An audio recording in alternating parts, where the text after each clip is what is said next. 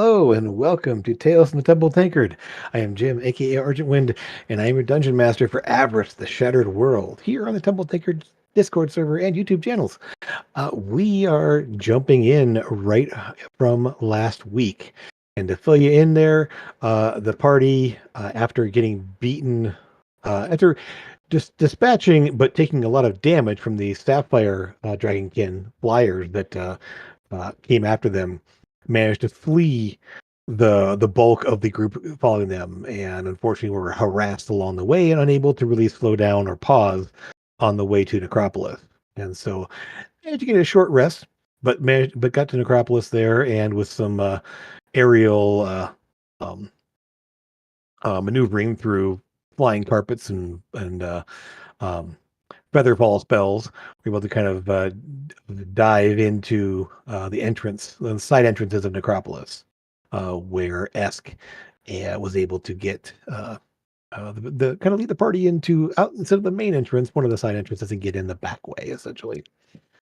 In there, they discovered um, a pair of Necroborn dealing with trying to or attacking or dealing with a crystal dragonkin, the first they've ever seen in person, but was horribly injured and realizing they was actually undead, a revenant, um, burdened with purpose of some kind to continue to come back from the dead over and over until his purpose was fulfilled. That purpose was to essentially put to rest or stop whatever was happening in the mausoleum where the crystal dragonkin were set to guard the the uh, inhabitant there. After dealing with a few more fire touched skeletons, they entered the main chamber of Necropolis, where hundreds and hundreds of skeletons were smashing open graves area and pulling out dragonkin bones and having them reanimated by Necroborn and their servants. The group geared up as best they can, activated some spells, used their abilities, and fought their way across the massive chamber through a horde of skeletons and their Necroborn controllers, using the key given to them by the Crystal Dragonkin to help accomplish the task he needed to do. They managed to make it all the way to the mausoleum and get inside. And there, well, they found the inhabitants of what was in there. And that's where we're heading today.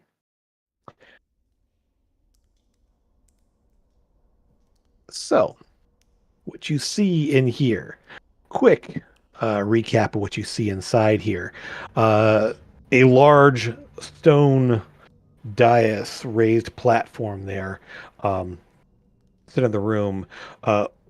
Dragonborn skeletons in each, Dragonborn statues in each there, flames protruding from their mouth, except for the one on the far right corner of the room.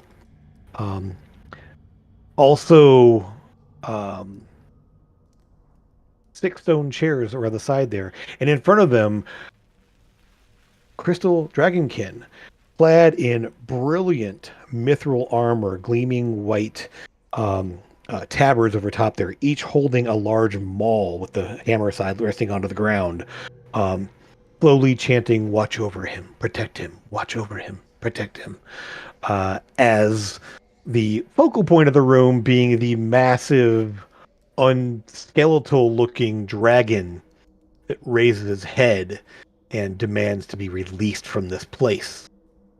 And that's pretty much where we're picking up right there, as you assume this would be Guide, is very much not fully dead, as its burning eyes and this cavernous skull look toward you, tattered wings kind of over like swirl out from the sides, patches of scales missing, protruding bone all over its form there. But that is where we're going to go ahead and we'll put up our initiative here, as we can see what happens in your things here. But everyone go ahead and roll for initiative to start with. I'm scared. You should be. A really good initiative. Oof. Crit fail. Yep. I mean, I will go ahead and put Ask on initiative just because. Oh, wow. That'll work. could be worse. Oh, he rolled a 1. Okay. So did That's fine. Kira.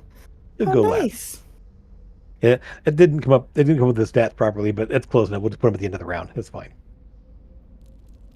He will be doing what he's doing. Lucas, you did enter the chamber invisibly. You had greater invisibility active still from the outside. The protection from undead scroll was good for a minute. Is that correct? That was a. I can't remember if that was the how long it was or not. Oh, I thought it was 10.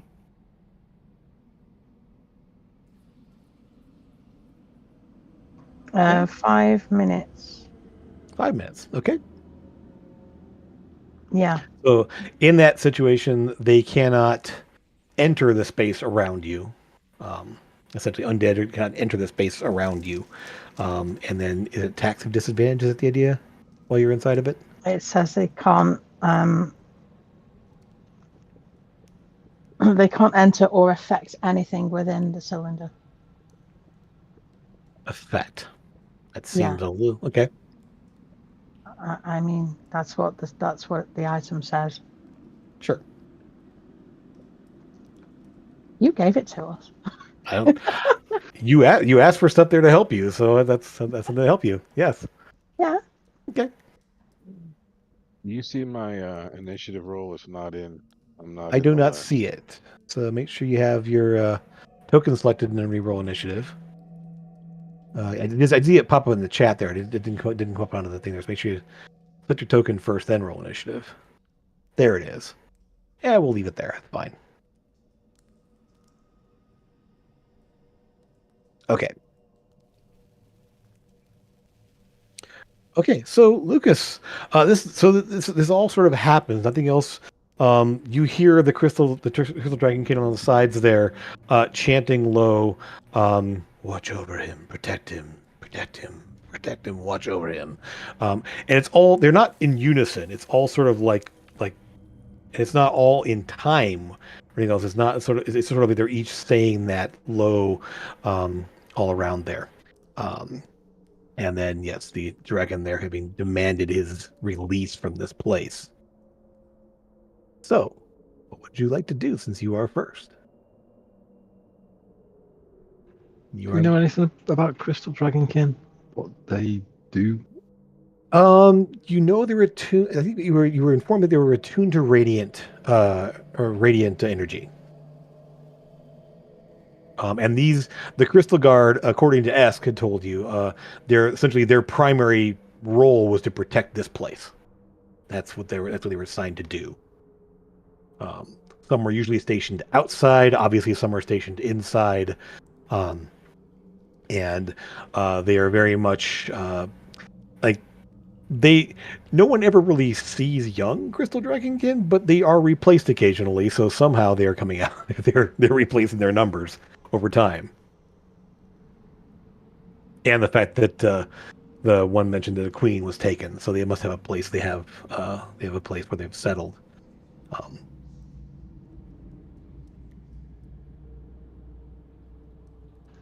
No one's. Do they look aggressive? Do they like to attack us?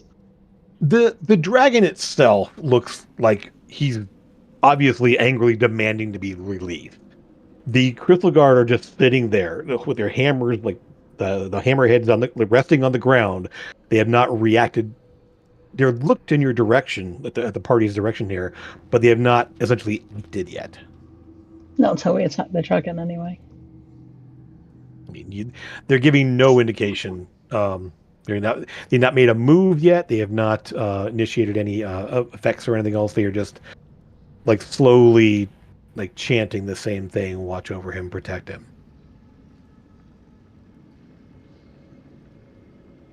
So, We don't know whether they're going to attack us or not, though, do we? That's the thing. you have They're no idea saying right now. protect him over and over again. What do you think they're going to do? Okay, well, we We're don't have gonna time for protect him. conversation about it. So, what are you Yeah, I'm doing? gonna move. Okay. So, if you choose to stay where you are, that's fine as well. There's not a problem with that. So, okay. Give me a perception check as you do that, just to kind of see what. Can I head to about there? Okay. Okay. This is where you find out whether it's got true sight or not. You did, as you are moving on the side there, the dragon is tracking your progress. Yeah. Not true sight, but blind sight. That's it. It's a full move. It does not need eyes to see. So anything else you want to do after moving there? No, that's it for now. I don't know. Okay. All right. In that case, you have one option. As the dragon sort of like looks you over, looks from Lucas back to the rest of the party, narrowing like its eyes sort of dim slightly as if he was narrowing his eyes. There's the twin little like blue flames in the eye sockets there. Looking over at the ones the group at the door there, kind of like its gaze raking over you. It is well lit in this room. You can see. First of all, the lights are on the sides there. There's sort of an ambient light kind of all around the place there. Also, just so you know, the ceilings, 40 feet high in the middle, 30 feet high at the edges, kind of a peaked roof kind of thing. Stone beams and cross beams, everything else holding the roof up. But so it's 40 feet at the center, 30 feet at the sides. However, it's sort of like just as the door, as you pulled the key out, as you entered, so you wouldn't leave the key sitting in there outside there, the door is sealed shut behind you, just kind of thuds in place there. And just sort of like puts its like claws down, the front claws there rearing up a bit there, the wings stretching out, the skeletal wings, the tattered bits of flesh hanging from them. It just sort of like almost like it's stretching its whole body. It's leaning forward. You have one option. If you do not release me, and that is to die. And it will stop. The Crystal Guard essentially just takes its action to do that. The Crystal Guard all just like thud their hammers on the ground slightly, and in this time in unison say, watch over him, protect him. And at this point they're now sort of like looking all at you as if waiting to see what you do. Grim. Group or also at Lucas? They don't seem to. They're just looking off in your direction there, so they're all focusing that way. You think the one right here? Well, you guys can't see Lucas right now either, so you don't know where Lucas went to. Yeah, so they're looking in your direction, so you have no idea. But Grim, it is your option.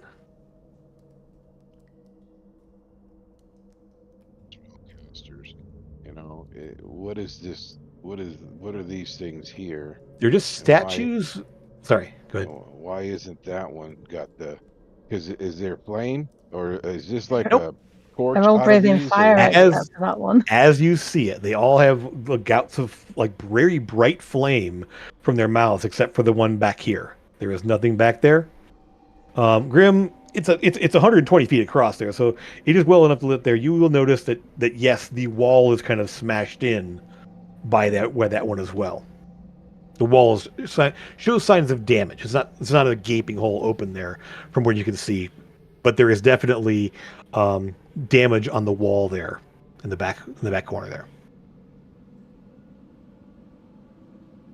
I'm gonna move, Okay. but I'm as I'm moving, I'm saying I would say not to let the torches out or whatever those flames are. Yeah, But they I'm look going. like fire, but they're very bright. I mean, they're literally giving off enough light to keep most of the room fully lit. There's also an ambient glow up in the ceiling as well. Actually, I'm gonna stick close with the party. I think I'm gonna move to about here. Okay. Weapons out. With weapons drawn. What are you? Yes, I've Okay. got. I'll keep my daggers out. I'll take my daggers out. Okay. See, bow is slung. Daggers are in your hand. Okay, good. All right. Amethyst. You are still hovering on your carpet. Yes. Okay. Um.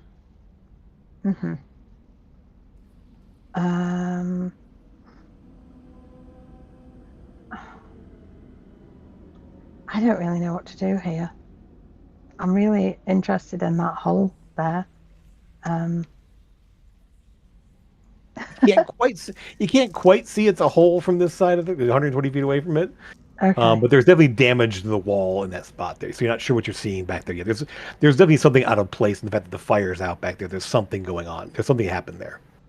But yes, it's something you can definitely investigate. Yeah. Okay.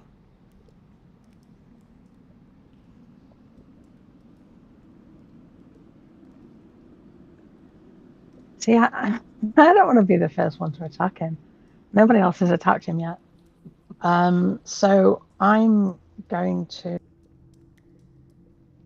take a potion.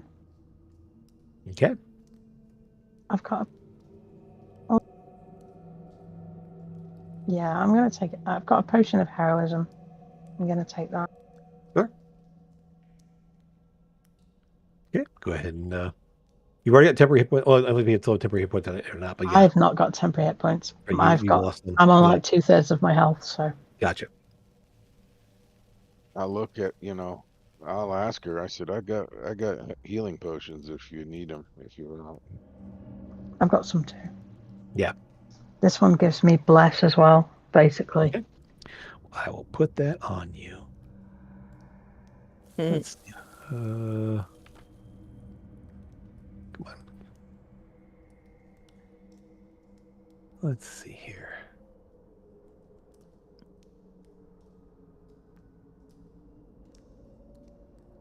There you go. Woohoo. Hero. Hero, your health is low. What? So you take your potion. That is your action. You can still move. You can still do anything else you want. Or bonus. You can have bonus. For now, I'm going to stay close to Satara until I know what I'm doing. Okay. Okay.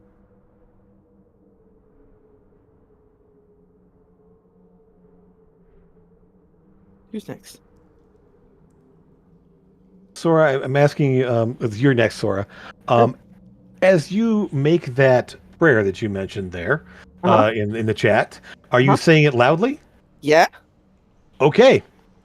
Good to know. The dragon whips its head to you. Like you just see its gaze settles on you, especially like narrowing its eyes, well, like settling its gaze specifically on you. And you just hear him rumble low, and just this low rumble kind of fills the room, almost shakes the floor a little bit there under your feet. Nice. Run, dash. That's gonna be, how many spaces is that? I think it is 6 and 6. So 60 feet 90. total? The room's 120 feet across, so that's a little more than 60 feet, I think. Okay. I was here. Oh, no. I was here. Yeah. Okay, that might be right. Yeah, 60 feet. Okay, there you go. Yep. Okay. You were up on the steps there. Hammer out, ring out, armor activated. You you all see as she steps onto the platform, the dragon just suddenly moves way faster than that thing should be able to do, and it swings its whole body around, and its tail lashes out there. The tail's all like jutted spikes of bone from there, and just snaps out to smack at Sora. As she does do that, let's just see, 29 to hit. Yeah.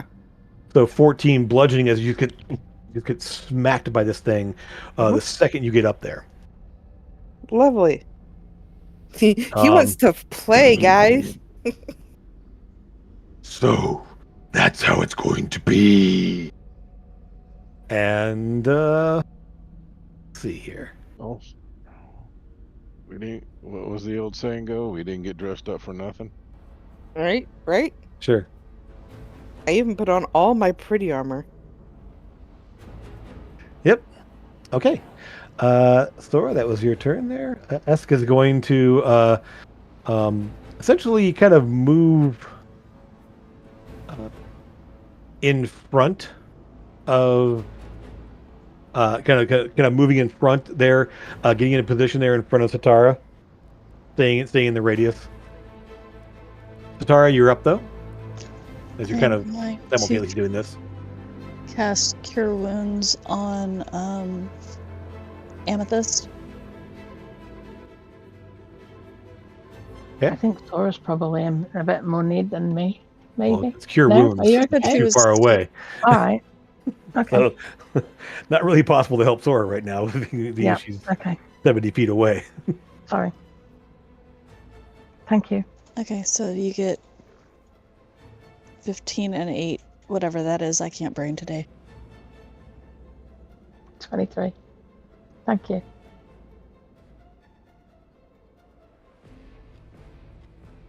And then I'll just stay there. That'll be my turn. Okay. That's awesome. Thank you. All right. So, Ask has done that. He's sort of prepared. He readies an action as attack anything comes in close. Lucas, you are up at the top of the round.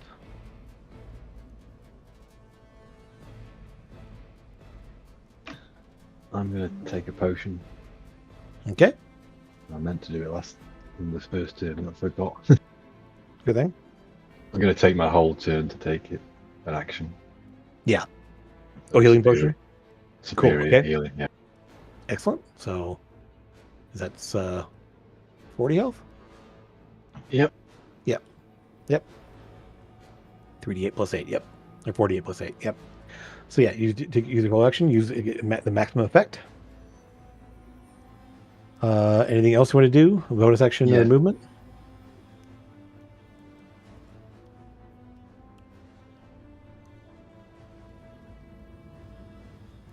I'm going to cast one word on Sora.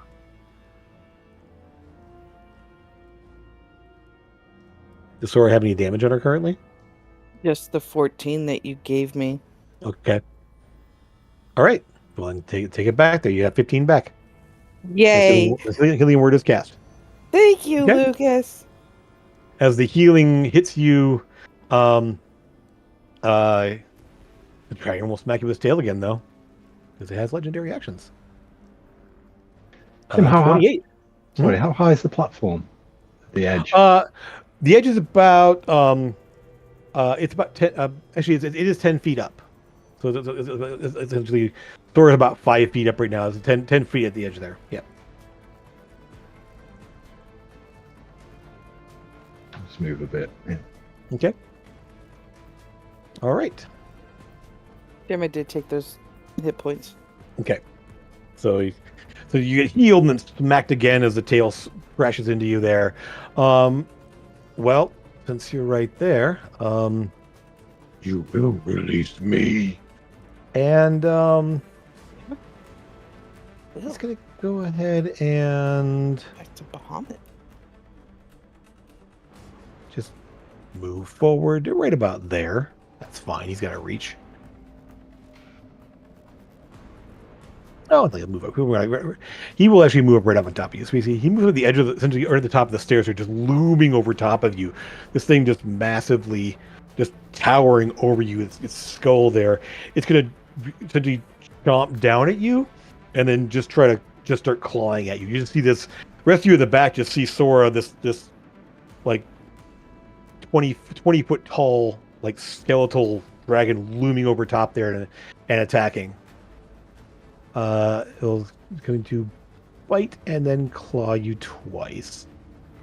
Bite for only 16. No, 16 misses. Oh, sorry. No, that's a second bite there. 2 claws now. Sorry, ignore that. Ignored. 20 does not hit. Mm-mm. 23. Nope. You're 24 now? Okay. Yeah, well, with the ring activated from last session. Okay. So, yeah. So, you essentially the bite sort of like you just kind of essentially it just skitters off the side of your armor, just kind of knocking you a little bit of the side there for no damage there. The first claw thuds into the side there, kind of like buffeting you, but again, no damage there. The last one you just catch on your shield as the claw sort of rakes down across the shield of force you're holding up there. So for the moment, able to fend off the attacks. At that point, the guard will start to move.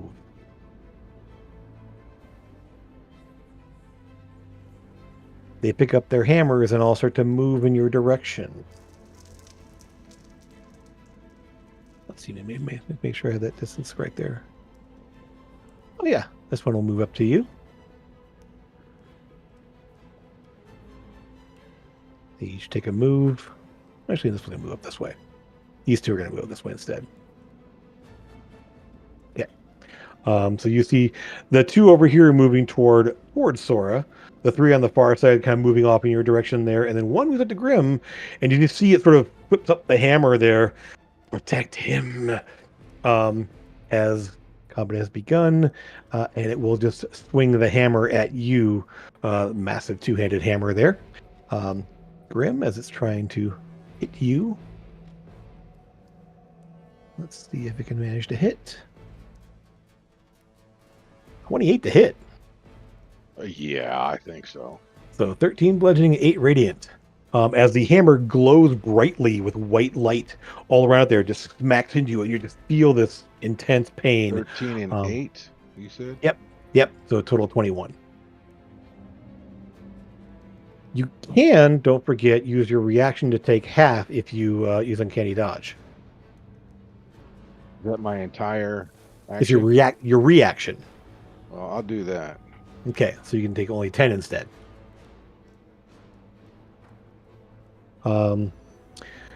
It will then try to, well, let's see. It will then reach out and some sort of a flare of brilliant energy will just kind of like lash out at Amethyst, your closest there. However, unfortunately, it hits the barrier and just kind of cascades over the barrier there, not penetrating. It sort of stops and looks at you strangely. And that's all it says. Then let's see. Or from you, though. Yes, you're within 30. The 2 over by you both reach out and just kind of, you see the same, this brilliant like column of radiant energy kind of just slams down into you. I will need you to make 2 dex saves as they use holy fire on you. Is that me? No, this is on Sora.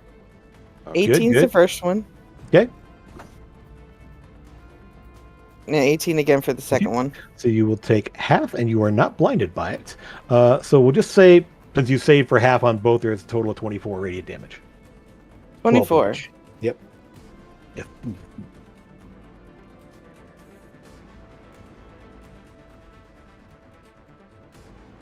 Okay. That's just 2. You see this kind of sort of lit up by brilliant radiant energy for a moment there. As Sora, you're right there looking at this. The dragon actually does recoil a bit from the brilliant energy there. It doesn't hit him, but it definitely recoils from that sight, that energy there. Not like in fear or anything else, just sort of like, flinches a bit.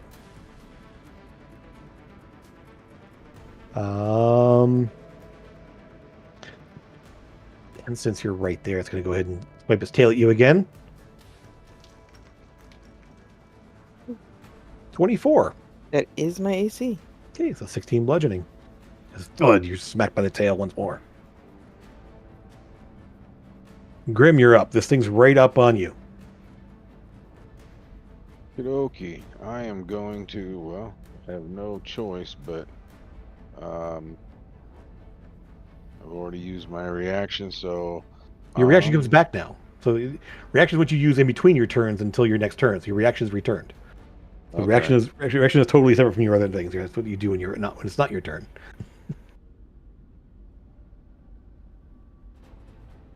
At least attack. I don't want to get sneak attack, but I do get my attacks. Okay.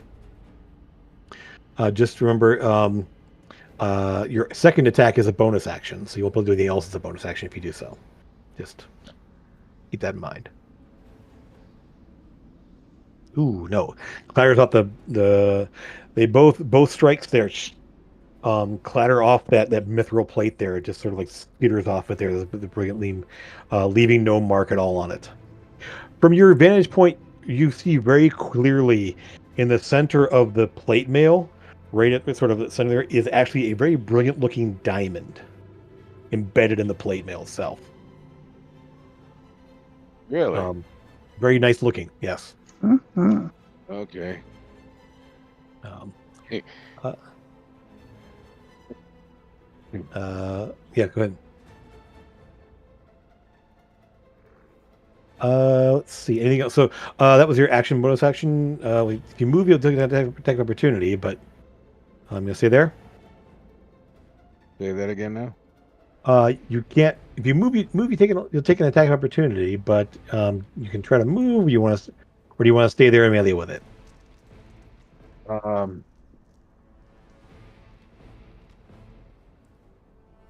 You cut out there. I'll try to dodge. I'll try to dodge out of the way. Okay. Want to just okay? So I'll do an you're gonna acrobatics roll or something. Well, that's what you use your disengage as your bonus Yeah. action. You can do as a cunning action, but you already used your bonus action to attack. Your second attack there was your bonus action. So. All right. So yeah. Well, no. Actually, I'm going to stay there because if he comes after me, it's great, but I don't want him to go after Laura, Satora, or Okay. Excuse me. Sure thing. Alrighty then. I'm gonna stand there and gonna try to dex tank this thing. yeah. Actually, I'm just gonna take a step over this way, maybe come around like this, and turn him around backwards to give his back to Satora, Amethyst. Maybe she can do something magic against it. Sure thing. Hopefully, I won't die too hard. Okay, so he will kind of follow you around there, sort of like looking over its shoulder a little bit. They're looking back at you. Looking up close at this one now, as you can see this thing, you will see that its face is very much sunken in, almost skeletal looking. Its eyes are the exact same blue glow that you see in the dragon up there and then there. So this thing is undead. There are sort of almost a crown of quartz crystals, all brilliant clear quartz crystals all around its head there, down the sides of its neck there to its shoulders there, and then the bright gleaming plate. Okay. Amethyst, you are up. Hello. Being all heroic and stuff now. Heroic? No. A potion of heroism. I mean, come on. That's not how that works, Jim. Okay. Does that mean that Lucas is now superior? No, he was just healed superiorly. Okay. And that's almost a word, right? Superiorly. No, that's a nanism. nanism. Almost, yeah, yep. It's not one I have said, but I think it is.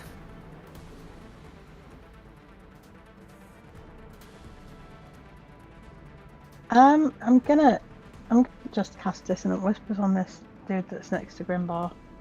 Okay. Alrighty then. We'll go ahead and try to save that. That is a wisdom save. Yep. You happen to be very good at those. Oh, there And you so go. it will take It half. doesn't have to go run away. It'll take So- half. Okay, it will take some damage. Sorry, Grimbar. Tried to get him to run away. Essentially, the whispers all kind of right up there, and it just sort of like seems to almost ignore it. It's sort of you can kind of see it like its shoulders shift a little bit, then shakes its head slightly and continues focusing where it's at. Is your action? Anything else you want to do? Yes, I'm going to use my bonus action to push him Okay. telekinetically, shove him away from Grimbar. It's a strength save, right? Yes. Yes. Oh, not so good at that one. Okay. So you're gonna shove him this way, or what are you doing here? I'll shove him that direction if that's okay. Just get away from Grimbar. Technically, yeah. It's token supposed to move them in any direction, or it has to be moved away from you. Well, it says I can bring him toward me or push him away from. Oh, so it basically would move him to 5 there. feet toward or away from me. So Yeah. So based on that, you can't go away from you because the Grimbar is there, so you can pull you that way. Can she Oh. push him through me? No. well, That's then not- can I fly somewhere where I can push him away from him and then fly Yes, back? you definitely can. I go can. there and then go back to Satara? Yeah, you have the move for Yeah. that. Go for it. Yeah. I'll do that. That's fine. Okay. So you see him kind of stagger away from you slightly as an invisible force pushes on him. And he stands there to the side there, kind of looks in directions there, sees Amethyst, and Amethyst kind of like ducks back into the space next to Satara. Okay. One more tail swipe coming at you, Sora, because you're right there. And 23 does not hit. You managed to block that one. But it's your turn now, Sora. I'm getting good at dodging your tail. It's okay. It'll be okay. Bonus action, smiting, Okay. highest level. So You're it'll be using your spell? 5d8. Okay. Yes. So remember, yeah, okay, go for it. Yep, fine. And use swing and attack. Yep. Hold on. I said the wrong words. I'm going to divine smite when I hit him. Gotcha. That makes sense. I was like, what are you doing? Ooh, not with that roll though. Wow. No, that's not a good roll. No, come on, Cloud Strike. What's wrong with you today? Okay. Essentially, you wipe at him there. Oh my gosh. And it just sort of like it just kind of jitters off the front of his face there and slams into the stone there. You try to reach back up again and just sort of like pull his head back up as the thing just whiffs past him. It just Well, then I will bonus action second wind okay. because Excellent. health is good. Yes, health is a good thing. Nice. Uh-huh. All right. Mark that off. Good. And that's me just sitting there. And your turn, one more swipe because I did 2 attacks already. no, he's going to swipe at you into your turn. That's what you were saying. Got it.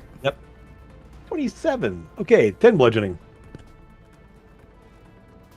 That's about plus 14 to hit.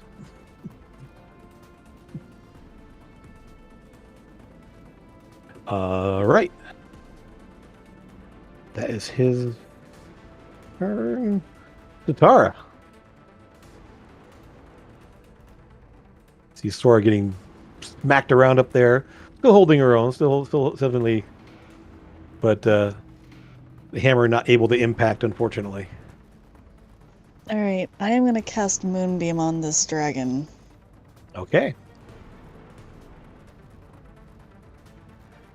Let me grab your moonbeam out here because it's.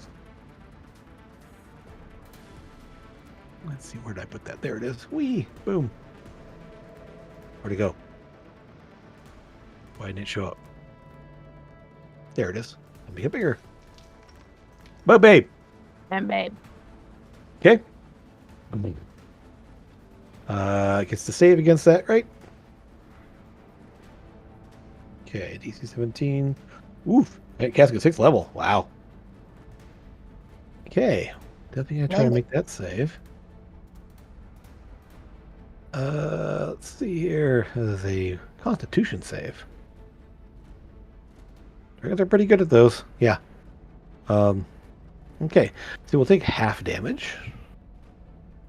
And the dragon has been damaged. Yay! Good job. You see it sort of like glare up at this column of light on above it there, as it kind of rips down. It kind of bathes one of its wings in kind of radiant light, and it just sort of like shrugs its wing off to the side there and pulls it in closer there, kind of flinching away from it a little bit. Taking some damage though. You see kind of smoke coming up from where it struck the wing. And then I climb up on the flying carpet with Amethyst. Okay. Yay! I believe that does reduces mobility though, doesn't it? It's speed. Yeah. Okay, that's fine. Is it from 80 to 40 or something like that? Yeah. Still good. Yeah. Okay. Yeah. So we kind of put you overlapping the same square for the moment there. So you kind of see. Okay. So you do kind of move together. Ask is going to run up and try to smack. I guess you run up to here and smack against the thing here. I can make a few rolls to see how well he does. I don't have his character sheet open. That's fine. I just want to see if he rolls well. 1, good enough. 2, no. And 3. He will give you a good slash with the weapon there, causing a little bit of damage. As he swipes his sword through there, the fire does seem to affect it. He does take some damage. Jim? Yeah. Can you remember who was blessed? I know I was. Sora Yeah. was. I think he was Esk and Sora. pretty I think sure so. you're right. It was. Yeah. I'll put those little dots on you. Definitely wasn't me. Let me check something real fast. I will go and look at the map and see. It should still be on the previous map here. Let me see who has the tokens on them. Are you still concentrating on that? Yeah. Oh, you did. You dropped it for greater visibility. No, It was from your it's mana brace, attack, right? yeah. Yeah, that's right. Okay. It looks like it was Tatara-esque and you. Nope. Okay. Nope. Sorry. No, it was Esk and Sora. That's right. Look at the wrong icon. Okay. Come back. Yes. So I will put that. I'll put the little blessed icon, which was the little angel wings. They are right down here. And Sora. Don't forget you're blessed. Make sure you mark that. I don't think Bless would have helped with the one. It wouldn't word have helped on too. those rolls. No, it definitely wouldn't have helped on those rolls. No, not at all. Here, move that then. All right. I remember what the yellow dot is on you. That's what's. That is DM's inspiration. Oh, gotcha. Okay, fine. Yes, you are all currently inspired. Yes. So that's a little bit. Does some damage to the guard there.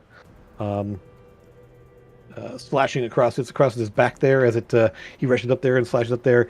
The other two hits. One of them just sort of like literally just his second attack completely skitters off the armor. The third one hits, but not well enough to do any real damage. But that's Esk's turn. Lucas, you're up.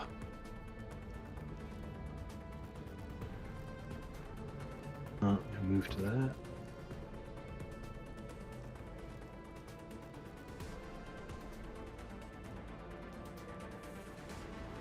Cast Steel Wind Strike.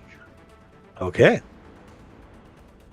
Going from the dragon and them two counterclockwise. These two over here. Counterclockwise. Rob translated to American. Is it anti-clockwise? Yeah. Right. I'm so proud. Okay. So, right. Nice. Nice. Wow. Good rolls. Okay, so it will definitely hit all three. Same damage on all three. Okay, so Brack.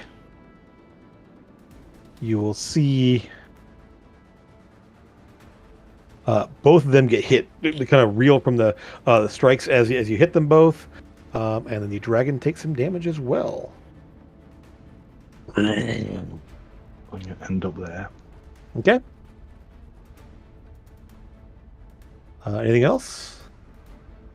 Bonus action. Give Sora. Actually, I hate to do this, but go ahead and roll with advantage on those second two, or those on the two guys here, because they could not see you.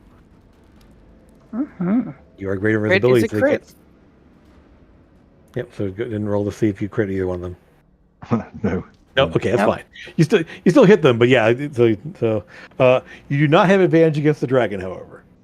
When you roll with advantage, you're supposed to run higher on the second one. It's okay. Come on, Rob. Give bardic inspiration to Sora.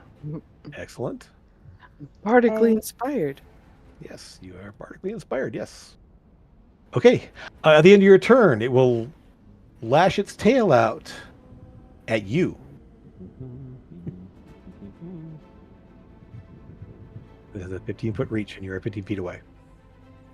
29. Well, yeah. I'm 10 foot below it, though. I mean, it's also huge, rolling up the side there. So, I mean, Yeah. Okay. yeah, it's draped over the side almost itself.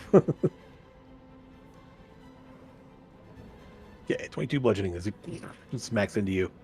We'll need a concentration check. DC 11.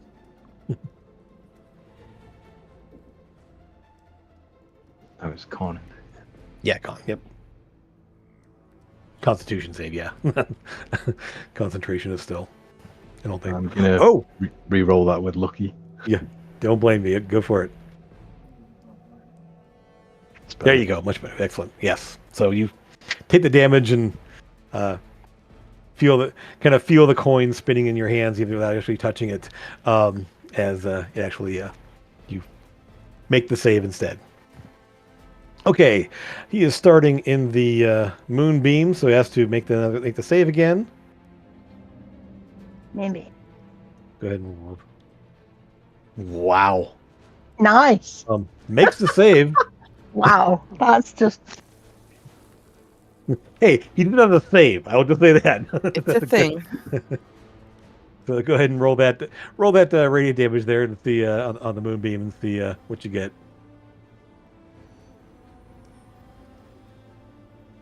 He's not staying in that, by the way. I'll just say that much. Okay, so he'll take half that. Okay. Well, now that he knows what it does, Oh, of course he does. dragons are smart. Yeah. Just not this Okay. one. Oh, he's no slouch. Me. Oh, yes, that one. Yes. Okay, go out of the way. Well, there we go. Okay. He will take some damage. Whoops, that's not right. There we go. Cool. All right, so the moonbeam's still there. It's going to and just sort of like essentially just hop over Sora.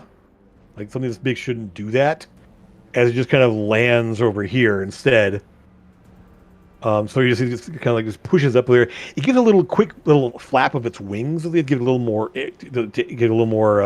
of height on this, and just kind of and then lands behind you with a thud that kind of shakes the ground a bit. From there, yeah, it will go ahead and let's see. Can't quite. Oh, wait a minute. Oh, yeah. Okay. So it's going to. Its neck sort of like launches out at you, Lucas. There, kind of like lunges forward with kind of reaching out. His 10-foot reach with his bite. Tries to bite you. 27. As it is also 19 and 7 fire. Are you risen to fire currently? No. Okay. So 26 I damage. already used that. Never mind. Okay. It will claw twice at Sora. 26. Yes. 19 slashing. And 33. Ignore the crit, so 18 slashing. Ignore the crit all the time. Exactly. So just the 18 slashing. So. There's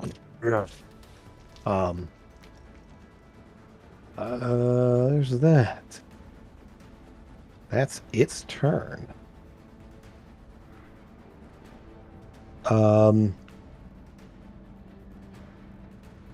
The dragon guard there, the crystal guard, just sort of like looks up. Let's protect him. And see. Moves up over to here to Sora. We get his hammer up there to kind of bring it, try to smack at you with a hammer.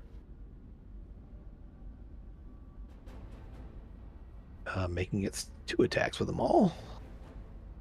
19 misses, 20 misses. Okay, so actually 22 technically, but still misses because he's currently being overwhelmed. But yes, you kind of like duck back as the hammer sluds in there, tries to swing back at you, and you block it with your shield there, taking a knocking there. The hammer is glowing bright white as it's trying to smack into you. Lucas, the one on you is going to can't see you currently. So it will. You see it.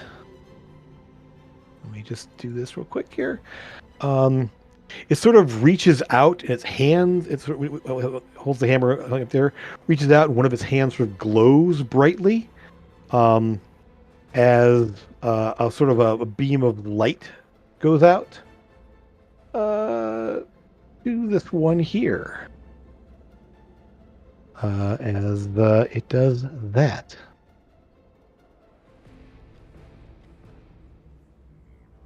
And you will see some of the wounds you put it on it there healing up slightly.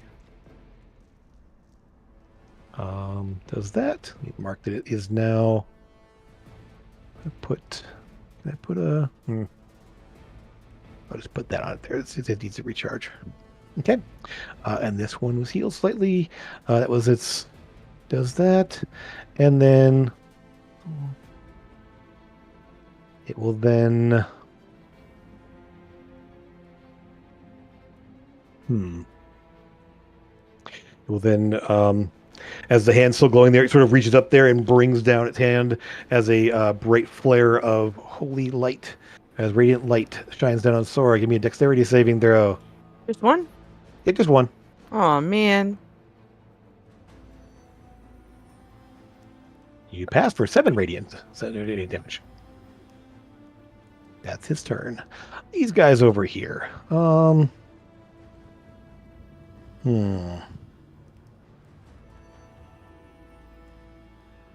Let's see. What's that? 1, 2, 3, 4, 5. We'll move to there. This one's going to move. Moves up to Esk. This one will move to here. Actually, no. This one's going to hold off. It's going to stay where it is. For the moment there. And you will see it reach out as it sort of moves its hands around and reaches out toward you, Amethyst and Sutara, and cast a spell.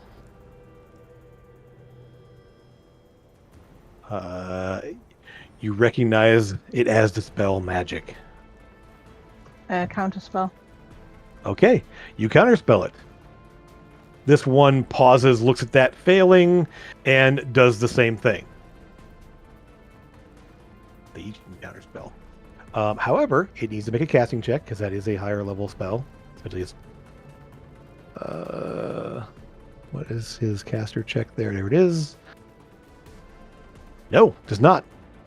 You see him try to tear down the protection aura around you, and it just fizzles and doesn't work. Can't quite do it. I'm not sure if he'd be able to anyway, because it does say that. He's not targeting you, he's targeting the spell. Yeah. Yeah. He can target the spell, otherwise that would be... Of course. Yes, but anyway, this one here is going to turn and swing at Esk. Because Don't believe that those will not hit. S like dodges and dives out of the way as as the hammer swipes in his direction there and doesn't do anything. This last one over here that moved up to here will attack you, Sora. Well, it's small. Does not crit, but is 13. Is a total of 22 damage. 13 and 9 radiant. The crit is negated, Yep. and then that one misses. Okay, so a good solid hit, and then another one just kind of misses. He tries to swing again, and it misses. That's all them. Grim, you're up.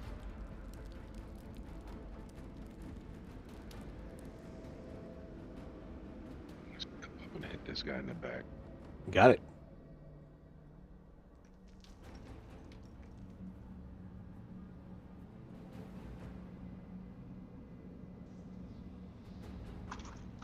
You're flanking him if you take a 5-foot step. Like, doesn't matter. He's overwhelmed currently. I know. He's looking to see an attack anyway, but yes. Uh-huh. I am lowering his. Yep, you definitely hit there. Good solid strike with the dagger. Go ahead and roll your damage, including your sneak attack. Excellent. Oof, good shot.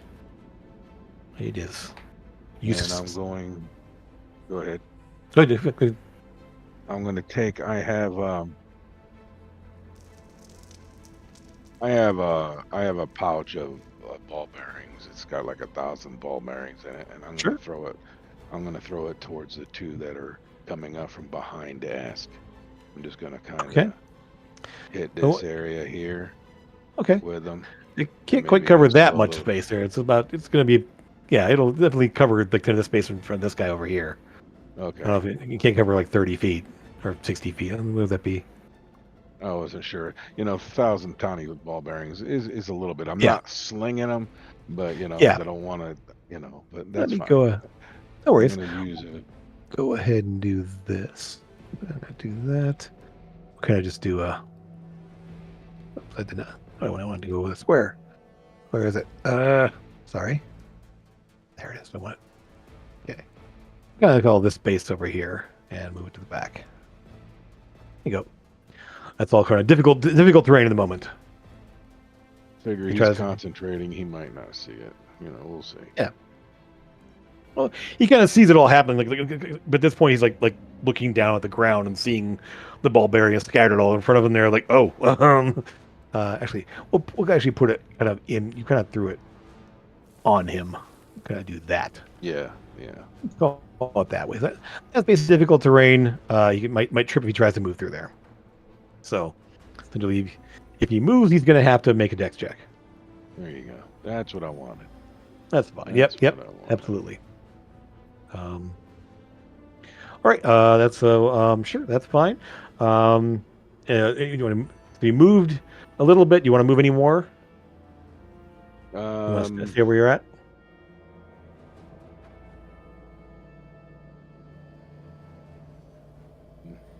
Yeah, I'll back up.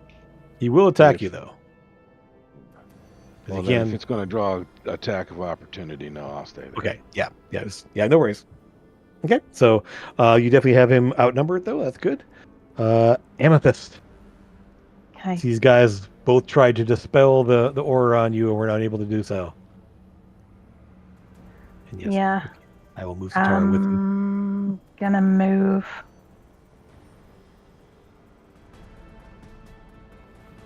to here-ish. Okay. With Satara, obviously, she'll come with me. Do that sort of. Okay. Yeah. Okay. And then I'm gonna cast same as normal. If I can find him. Where is he? Summon aberration. Okay. I'm gonna bring out a beholderkin. Okay. Am I? No, let's do Slord. I'll do Slord. I'll stick him there. Okay. Because he can at least help out with the damage. Sure. See the big guy kind of like warp into view. Okay.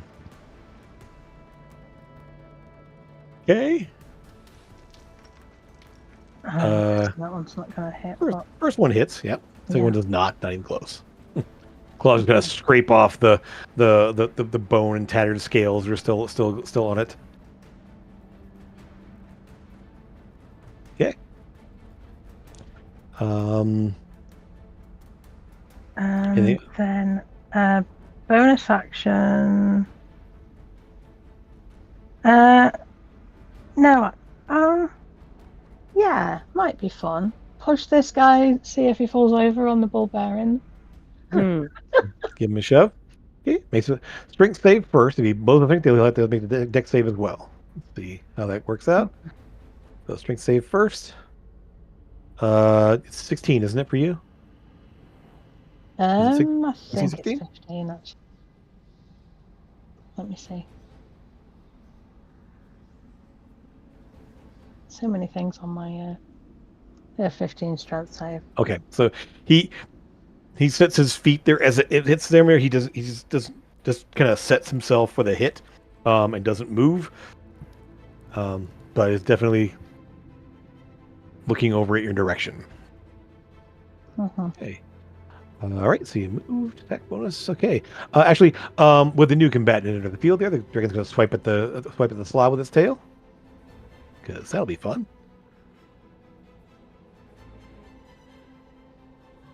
Slod's AC is what?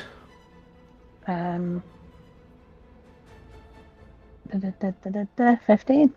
Okay, so it definitely hits for 13 damage. I'll take it off there. Bonk. Okay. Thora, you are up. Well, Crystal dragon card on both sides, and dragon card on both sides, and the dragon's still looming over top of you. well, I think I'm going to take out one of the little dudes first. Go for it.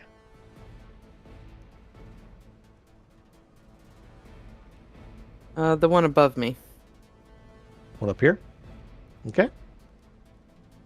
23 to hit, Yeah, it definitely hits. and all that damage. So actually only currently 12, not the 18. No. Okay. Okay, takes it.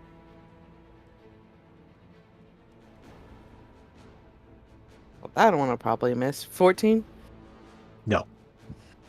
and You thud into its armor very solidly. we can Just use a takes it. bonus action to take a potion, right? Yes. You I'm roll. going to- You roll it though instead of. Yeah. Yeah.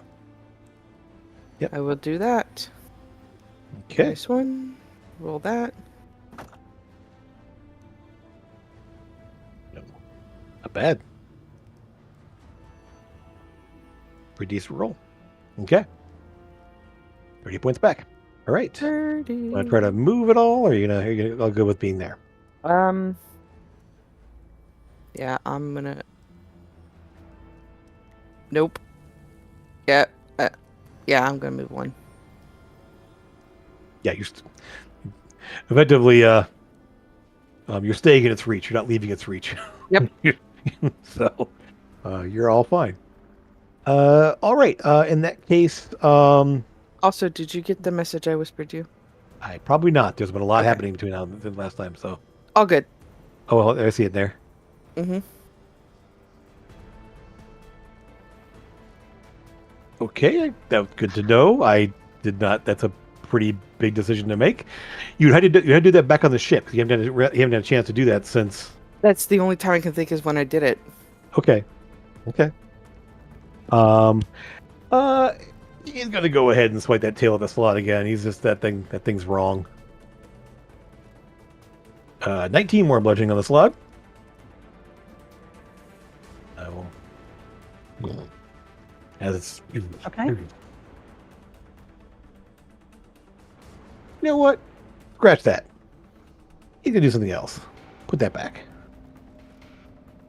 Instead, you see him looking all around at everyone there. It's going to kind of rear up a bit there and just suddenly flex the wings out to the side there and just slap them down hard.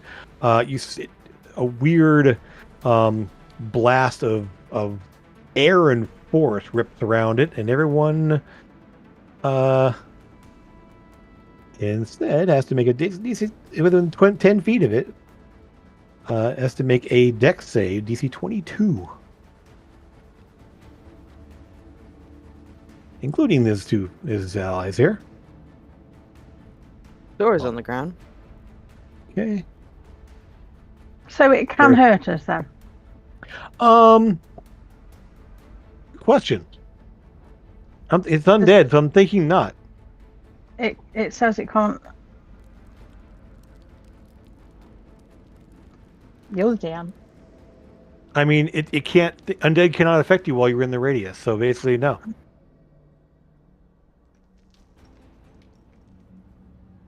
As long as that's up there. So actually, one more dex save from these guys. 1 sec. Okay, so they'll each take 20 bludgeoning damage. Ooh, they're pretty beat up.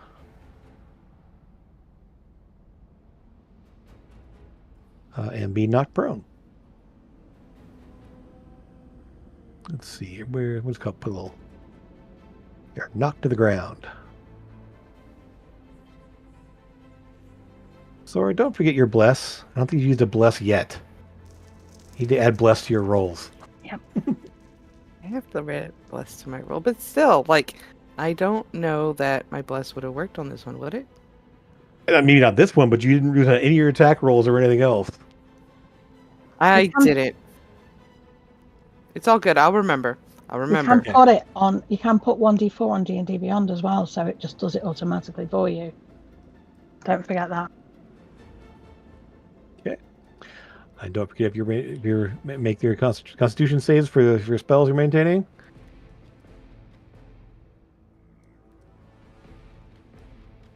Okay. Oh, and the slot as well has to make a dexterity save. Oh yeah. Okay, Lucas, you're okay. Slot's okay. Actually, the slot's still knocked down, so it takes the damage. It is knocked prone as well. What's the damage? Sorry. I took it off. It was 20 damage, bludgeoning. Oh, okay. Yeah. And that is that. Sora, now you're up.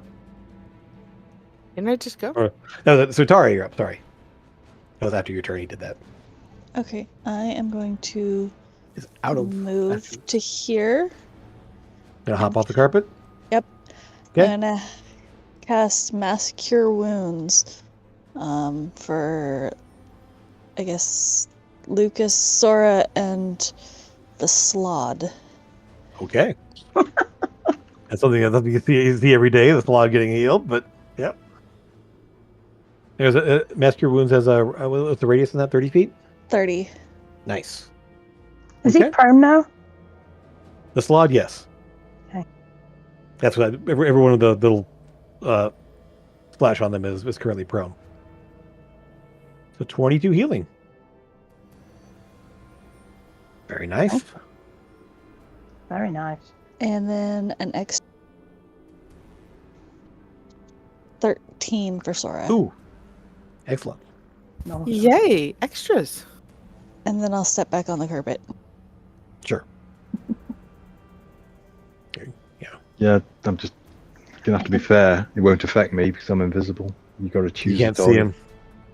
Oh. Oh.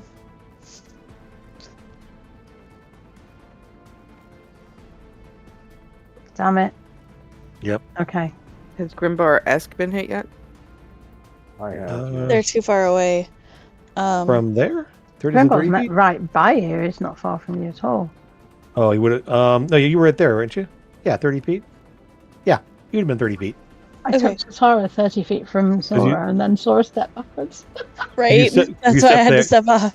Yeah, you stepped there before, so yeah, you from there you'd be able to get your Grimbar. Okay. So did Grimbar take the 22? Do I get 22? Mm-hmm. Are you flying? Who? Satara. I'm maxed out. Thank you so very much. Not You're currently. you're not as bad as Amethyst says you are, honestly. Wow, Grim. If she hops on and off the carpet, she is. Okay. How high up? How high up are you flying? Well, I mean, in my brain, I was 10 feet up, but I mean, if she stepped off, it's like This is an issue. Yes. I know. Well, I will say this, just because you guys are coordinating this there, you can say get me down closer to the ground, and then Yeah. as you Yeah. move, because you use your full movement, then you could have lowered her enough to have her hop down at like 8 feet, so she could have like lowered herself down and pulled herself back up on. I only moved 35 because I can move 40. I only moved 35 because I didn't want to get too close to the dragon, but I needed to be within. I needed to get Satara at 30 feet from Sora so she could heal her, but then Sora stepped back 5 Which feet. is why I moved Which closer. then obviously she had to move closer, but we would have had to just sort of, I don't know. All right, that's fine. Well, you guys coordinated this. You were talking the whole time on the carpet there. Yeah, we you're were. Together. It's fine. I'll allow it. Move. But I do need to know how high up you are. Are you 10 feet up right now, or 8 feet? A little less than 10 feet. Yeah, 10. Okay, we'll call it there, just so you know. And so don't. So in future, you need to make sure you know what if you change elevation. I need to know. Yeah. Okay, S is going to go ahead and try to smack this guy a few times. Make some rolls and see how he does. Oh, not great. Not great. Oh, wow. Okay, Eska's not rolling well. But he's still giving you advantage. He's still letting you do sneak attack. So he stays in there, swiping away, smacking his tail. Ask is blessed. Whatever. I'm not... He's got to have a 20 AC, okay? I have to remind you to remind myself, Yes. okay? That's how this works. One of the attacks will hit there. He will take some damage. I will give him some damage. The 9 with his bonus to hit and bless probably would hit the 20. So, yes. Okay. So you managed to hit him with one attack. Absolutely. I think he's got a plus 11 to hit, plus 12. Yeah, I know. We should be right about there, but yeah, 9 was a little bit close otherwise. But yeah, we'll call it good. Mm-hmm. And he's overwhelmed. So yes, he would definitely hit. The 5 and the 3, probably not. You really, yeah. So Lucas, you're up. It's taking a normal potion an action. Yes. Yeah, healing potions only you do as a bonus. Yeah. But normal potion they have to be fully mixed and ready to drink there, and you have to down the entire thing. Get the effect of it. You gotta crack the glass in the middle to be able to drink it. Just give it a good shake there, then down the entire contents. So can I take a potion, 2 potions? One healing as a bonus and one normal as a... Yeah, Sure. Can You definitely can. Burning through resources. Absolutely. Love it. I mean, this is the time to do it, isn't it? Let's face it. I mean, look what we're up against. Good roll. Taking a potion of invulnerability, and I'll take a healing potion as a bonus. Excellent. And vulnerability gives you resistance to everything? Resistance. All types of damage. Cool. I'll Let's take see a here. couple of those. I want to give one to Sora, really. Well, should have done it before the fight. I did, it all kind of happened really quickly. Yeah. Fine to the Yeah, point, but- isn't it, Jim? Yep. All right. I'm gonna move, putting Go for it. him between me and the dragon. Sure. Dragon's kind of turning its head all around there, watching everyone happening, watching all that's going on. And it is the dragon's turn. Let's see. What does he want to do? Huh.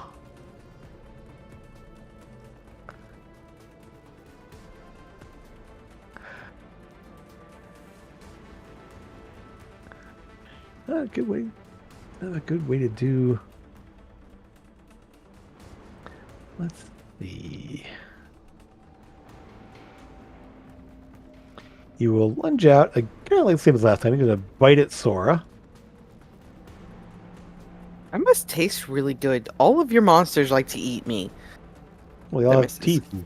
Spicy. 19. Even with overwhelming, it will not hit you as you kind of deflect the teeth off there before they can give any serious damage to you. It will then turn and claw at the slod just to get it off, get it away. 13 damage and 14 damage, so 27 on the slod. Ouch. Just got 2 left. Oof. Yep. What does it want to do? It doesn't have any bonus actions. Let's see. Nope, that'll do. So he's gonna go ahead and it's a good enough spot for him to be. Hey, he'll stay there. He's still feeling pretty confident. Now the Dragon Guard, the Crystal Guard. Okay. These two already used theirs. This one here, he's too busy. Okay. The one here will go ahead and swipe at you there, Grim, since you've been hitting him more. He'll go ahead and make 2 strikes with this maul trying to hit you.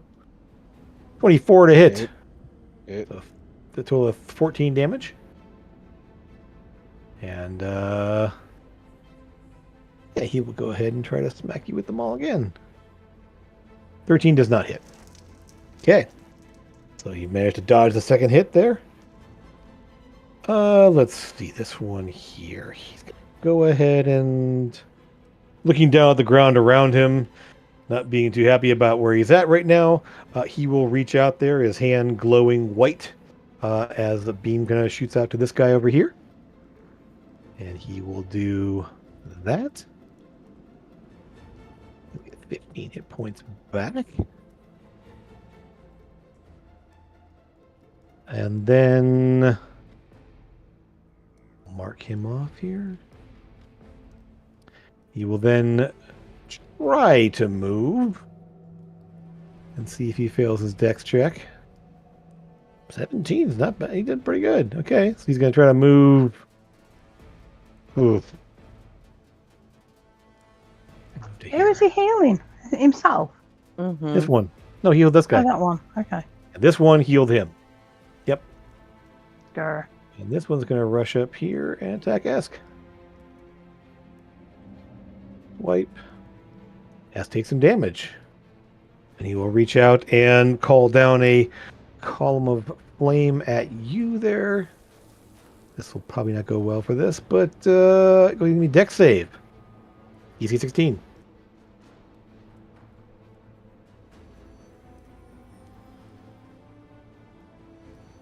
You're fine.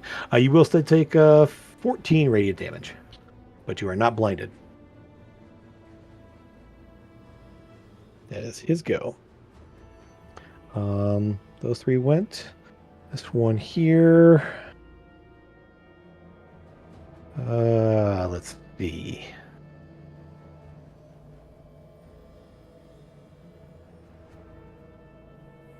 Still is not no Lucas is there, technically. So things are happening, doesn't know where it's at. He's these guys up here. He is going to go ahead and try. Actually, let me roll a d6 first. Okay. He is going to try to do the same thing over here and try to dispel that aura on you guys. This one's going to. Counter spell. Okay. Bastard. All right. I'm just burning off my spells. That is the intent. Yeah. So you counter the counter spell. You counter his attempted dispel. All right. So that's him. As a bonus action, it's going to go ahead and send a beam of healing at this one over here. Because it recharged this turn. 10. Not a lot. Okay. That's that. And these 2 on Sora are going to go ahead and swing away. Try to hit you with their big old hammers. First one, 16 misses. Yes. 27 will hit, however, for 13 damage. And the other one will attack twice. No. fact, let me just try something there. So you'll see him actually, he will essentially swing and just smack the hammer on the ground there. Second attack we can ignore because it jars out of its hands there and it's to reach down and pick it up again and doesn't make the second attack at all. Oh, no bad. Yep, that's right. Nobody else does things like that ever. Huh? Let's see. Nobody else makes mistakes like that. I meant him, not you. I know. The slod gets swiped away and smacked by the tail and is gone. Yep. Oh man, Mr. Slod. Hey, took a lot of attacks for you guys. He did. Yep. You'll be remembered forever, Fred. Until you come back. He's not called Fred. Every I thought time he she was named brings out, Kevin. every time she brings a new one out, I rename them a different name. Yeah, but he's definitely not called Fred. Hey, Grim, you are up. All right, well, I'm going to continue on this guy that hit me. Unless Okay. I'm drinking his Yeah. pint. I'm dead, Fred. Yes. Oh yeah, you definitely hit.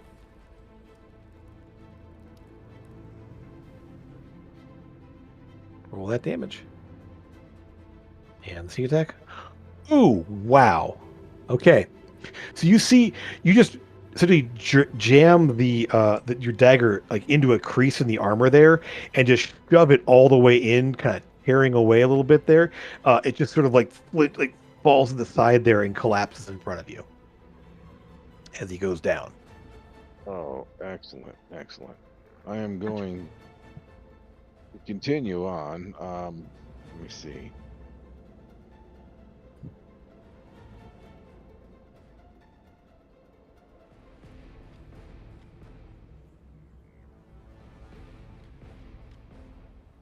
Didn't even get to regenerate his 5 hit points before he died. No, it didn't.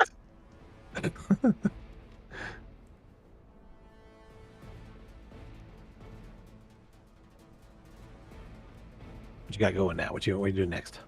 I'm debating to kill the dragon or kill these. I mean, we're outnumbered over here, so I have to help Ascot. He's my little buddy, so He's doing pretty well so far. is he bleeding? Let me just. I'm going to say no. He wasn't that beat up from the last fight, so he's only taken one hit so far. Gotta check on him real fast here to see where he was at. I'm gonna move here, and I'm gonna take a shot at the dragon. Okay, so you were there. You already used your attack. You already used your action to attack. Okay, so I can move it. I can move and attack because without. Okay, if I don't change weapons, I can still attack this offhand guy attack. if I move next to him, Yeah. right? Offhand attack. can- Yep. Do an offhand attack on him. Yeah. That's what I'll do. Okay. I'll help him out. Okay.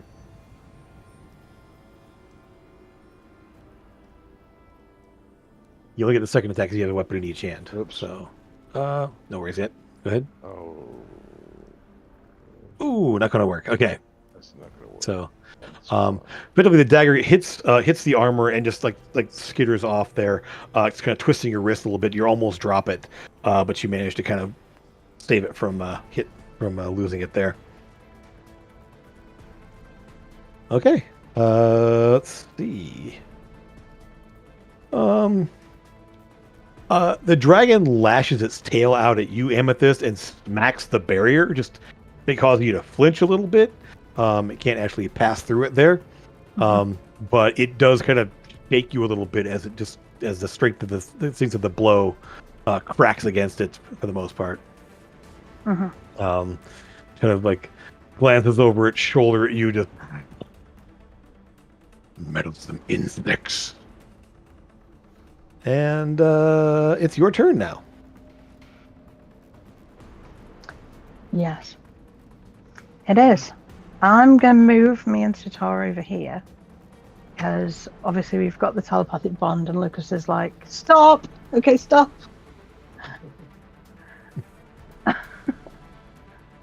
Oh, good. The telepathic. I'll respond to you. Yes, in a it minute. is going. Yes, yes. Sorry. Yeah. Okay. Yeah. It was established. Yeah. And just for shits and giggles, I don't have one of those. we do. We have a few of them. Oh, okay. Can I bring Mr. Slod out again? Sure. Just like as he kind of like tracks as he's looking back, you like glances down at the slot again. It's almost like he rolls his eyes at you. Deja vu. Just sort of like. And I'll just say, there's more where that came from. I mean, keep burning. he's got legendary resistances. I can't do much in the way of spells against He hasn't him. and he hasn't had to use them yet because no one's using any spells against him at all. I know, because we're not stupid. I mean, getting through them is a good idea. Yeah. I mean, Forcing him to burn them is not a bad thing tactically, but yeah, I get it. Yeah, he's doing okay. He's doing okay. He's those pretty two well hit? attacked. What's that? What about Oh, those sorry. two hit? Moonbeam? The first one does. Okay. What was that, Graham? I was curious about the Moonbeam. Is it still moving? It's still around? sitting there. Yep. Disappeared. No, it's still there. It's just kind of column of white light back there. Yep. Takes an action to move it, so. You've been healing me with those actions. Yeah, exactly. Preventing people from dying. Good thing. Good technical about it. Jeez. I'm gonna. Hey, I healed you too, Grimbar. Oh, okay. I guess you'd say so. I'm gonna do telekinetic shot On who? on that guy there. Okay. Quick save. What I should have done is shoved him towards the moonbeam, but never mind. He's good. Yeah. Okay. He's good. And they're pretty strong. Yeah. Yep. Yes, they are. They're not quite Sora strong, but they're strong. Mhm. Okay. Anything else? Action, bonus, action, move. Nope. In that case, the guide will go ahead and just kind of give a chuckle and smack the slod. Oh, whoops, that's the wrong thing here. Whoops, there we go. Does not hit. Tail slams down just next to it there, just causing a bit of a crack in the stone floor there, as it scatters a few the shockwave of it kind of scatters the ball bearings a little bit, kind of a little to the right. And that's it. Sora, you're up. Well, with my newfound health, I Yeah. am still going to continue to smash the things next to me. Sure. The one up and to the right, Mm-hmm. and I am blessed. So you're right or my right? I will show you Okay. That will hit. that one. Okay, that will hit. And What is that? 10 damage. And that was the bless, or what was that? Okay. 4 was Yeah, the you are- bless, yes. Yeah, you already hit. So okay. And then the second attack, I don't need to roll bless on that one. Nope, you definitely hit. Another 10 Okay. damage. Cool. And then, as a bonus action, just because that's on there, I will do my giants. I will get bigger. Okay, so Sora, finally. Let's see. Let's do this Don't way. get in the moonbeam. Yeah. I was like, won't be in the moonbeam. Don't step in the moonbeam. I could have been mean and made you grow the other direction, but no, it's fine. Moonbeam. Moonbeam. Moonbeam. Because technically you could have gone that way and been in the square, but okay, no. You're fine. I won't be mean. I mean, you'd step away and then grow, wouldn't you? You wouldn't go, oh, there's a moonbeam there. Sod it, Yeah. I'll just take Well, the first damage. time you enter it, you take damage. I know. So Alright, so but I'm big now. you kind of grow and kind of like, "Whoa," as you grow and kind of shift there a little bit there. The dragon sort of like watches you grow and I'm not as big as you, but I'll get there. Child of Bahamut, you will fall. You did what? I evolved. You will Evolve? fall. Oh, you will You- fall. Oh, you will fall. Okay. I thought you said you used the force. I was like, what? Wrong game. Yes, definitely wrong game. Anything else, Laura? That's attack of opportunity if you wish. Sure. On the guy I was hitting. Oh yeah. Okay. You're technically staying in the dragon's reach, so it's fine. Not leaving his reach. I'm tiptoeing. That wouldn't matter. It's a dragon. Tulip. Okay, so the hammer strike, yeah. 7, so 20 damage. 15 bludgeoning, 5 radiant.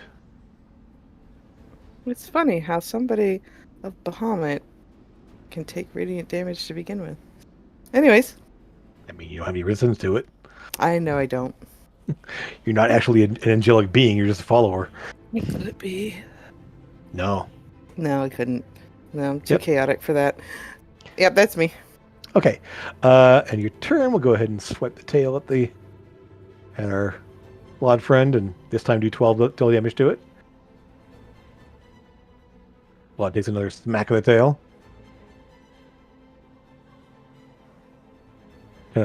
Flicks off more flawed goo from its tail there from the first lot that was there, and smacks this one for the first time. Satara, you're up. Okay, I am going to move my moonbeam to right here. Yeah. Okay. Technically, we would put it there. Okay. So it's the first time that hits them, right? So as you move it on there. Yeah. Okay, give me. Go ahead and roll the damage, and I'll make some saves. Con saves, correct. Oops. Okay, that did not make it. Second one did make it, and then the dragon itself And made it. Okay. So the first one, however, this one doesn't take as much as it should. Where to see undead who are resistant to radiant damage, huh? Because he's a radiant damaging dragonborn, isn't he? Yep. Big old bitch. and then We'll for my take bonus half of that. action, And the dragon will take half. Oof, still though. Okay. okay, and then for my bonus action, I will healing word Sora. With words of healing. Like, Okay. feel What are the better, words? Thoughts and prayers. What are the words? Thoughts and prayers. So Is it Fish 22. and be happy. So 22 health. No. Nice. Thank you. 20? No, 20. 20? 20. 20? Okay. 20. 20. I Yes. told you I can't brain today. Yep. That's why I'm helping. Appreciate it. All right. So Esk will go ahead and turn around and attack the guy behind him. See how well he does there. 1, 2, 3. Nice solid hits. All 3 hits. And this guy here, he will take some damage. Thunk, thunk, thunk. Yep. So slash, and then smack him with his tail like he always does. And whirlwind of attacks there. That's 3 solid hits. He will.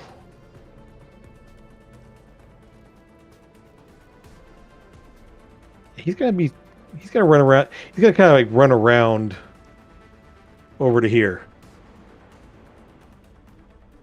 You got the bear barbarians on the floor there, and this guy over here. Be all set. One more tail strike from Guide there on the slod. Another 15 damage. Because what else is it for? Lucas, you're up. Things are getting crowded in your neck of the room there. Yep. I'm gonna steal wind strike again. The Okay. dragon going clockwise on the other 3. Okay, so starting where? From the dragon. Okay, all right, gotcha. Definitely will hit with 26. Nice. Miss. Give me 2 misses. Wow. Okay. Okay. You are blessed though, so roll that bless on those 2 misses. Oh yeah, of course. Nope. Nope. No. Wow. Okay. All right, so that will be some good damage though. The dragon kind of sees you appear next to it there and kind of goes to try to snap at you and misses, obviously, because you're only there for a split second. And then you hit the other 3. So it was the middle one that got hit for it. Because it was, yeah. Oof. Good one. Yes. You just, Lash enemy just collapses to the ground below you there. All right. Anything else, Lucas? Is that one dead now? No. No, these 2 they took they didn't get hit. They missed. Oh. No, that's it. Okay. Oh, he's not happy about this. But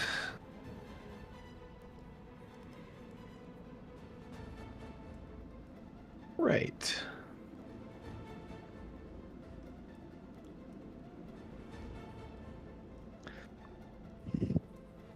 Can't get away from me that easily. As the dragon will go ahead and try to bite you there, Sora, because you're still in his bite range. Because apparently I'm spicy. Oh, It's okay. Sorry, crits don't hit. Crits negated, All but right. no, they still hit. They do It's just hit. does, They just it does don't crit. 28 Crits don't damage. hit. 23 Oh, plus pretty 5. high. 28, yeah. Damage. Crits As don't it hit. gets 5 plus 5. essentially it bites and essentially latches onto your, like, pretty much from your shoulder around to your back as the teeth go to sink into you. The Mysium armor just suddenly thickens in that spot so it can't pierce through, but you just feel like bones cracking and muscles, like severe bruising under the weight of the teeth. It's then going to, yeah, the tail's got actually no, it can't do a tail. It will then just turn and just on the slod there, just claw the slod twice. Because you know what? No, it's gonna move out of that moonbeam. Because why wouldn't it? And it will go. Yeah, one more space. Still in the slot's reach. Just circles and squares. Yep. It can't do anything else there. It will still claw the slot because it can't really do it. It can't quite claw anyone else, unfortunately. Well, fortunately. 17 hit. Yep. And 15, well, definitely miss. So 15 damage. That's enough, isn't it? Mm-hmm. Okay. This log gets ripped, gets clawed apart. A crit and nat failure still hits? That's amazing. No, the 17 hit. And it was 15 was enough to take it out. Oh, So Yep, it goes to swipe at there, and it just sort of dissipates as the claws just pass through where the slot was a second ago, and obviously misses because there was nothing there.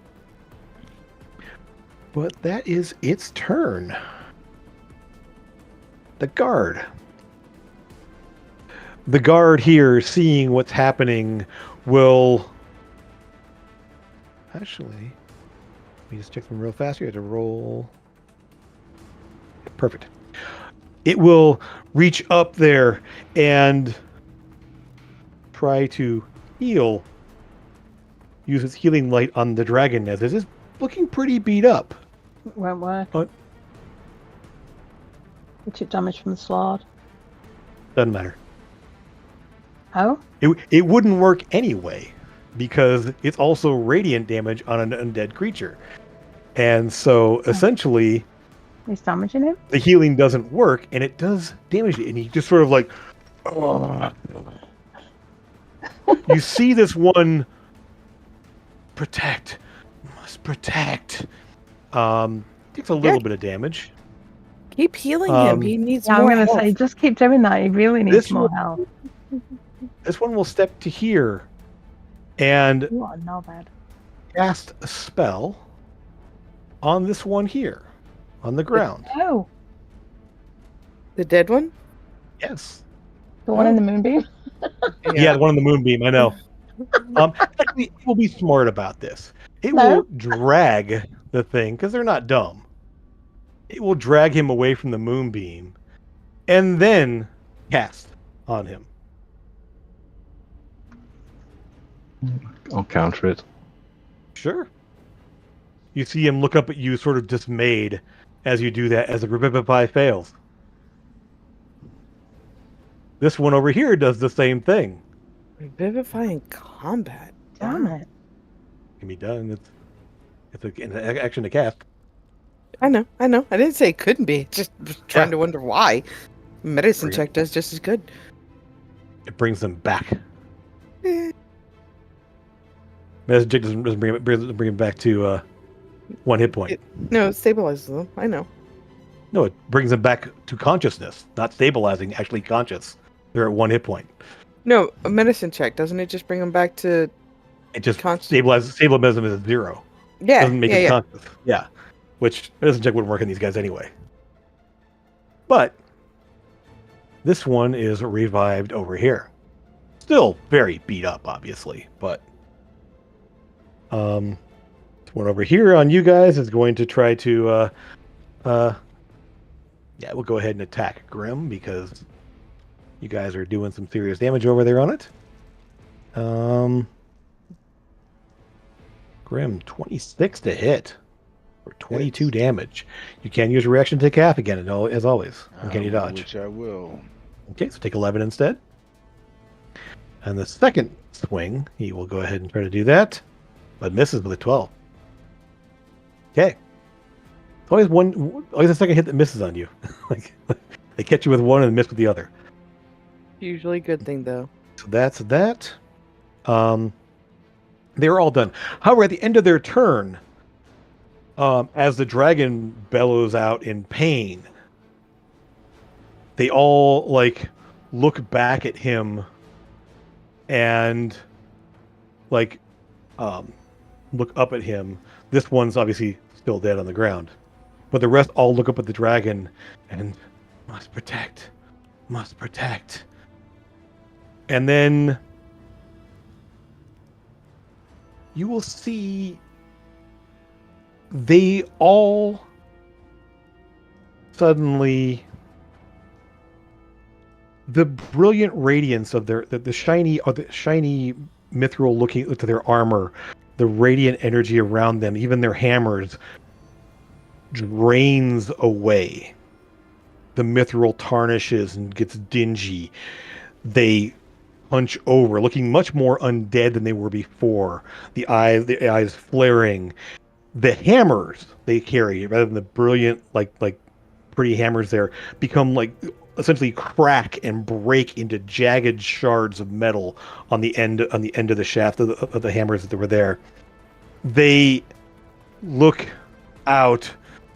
Must serve and destroy, as they all shift into this much more undead, necrotic looking form. As the Crystal Guard have changed. Grim, you see this as the one in front of you after it hits you, and looking back there, the shiny brilliance of it there suddenly gone. So if anything on the dragon seems, does he start glowing or does he seem to be? No, he's. I mean, you look up at the dragon there; he still looks the same as far as you can tell. He looks pretty beat up. Definitely, there's chunks of bone that have been cracked and there. The wings are a little more tattered in spots where the it's burned and charred from where the moonbeam has hit the dragon a couple of times now. Yeah, it's definitely looking like it's taken some punishment. One of its teeth has been kind of caved in partially from being smacked in the face with Sora's hammer.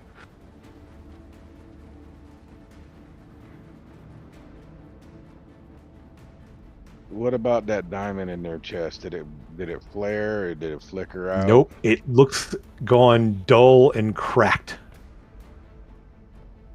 And when you kind of glance there, and you see again the whole armor has gone dingy and darkened, tarnished almost, and the diamond looks like it's cracked now.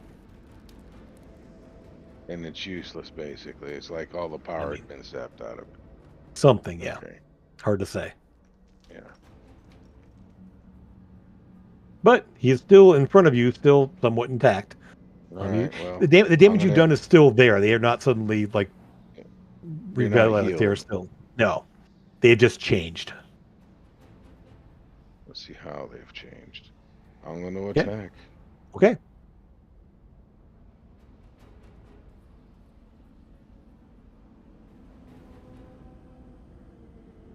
Is that one that's just been brought back with 1 hit point? So look like it's bleeding. It changes or too. not bleeding? No, it changes too. Okay. As so the one that's dead stays dead. Right. Although you will see that kind of the same effect sort of like affected. It's just slower.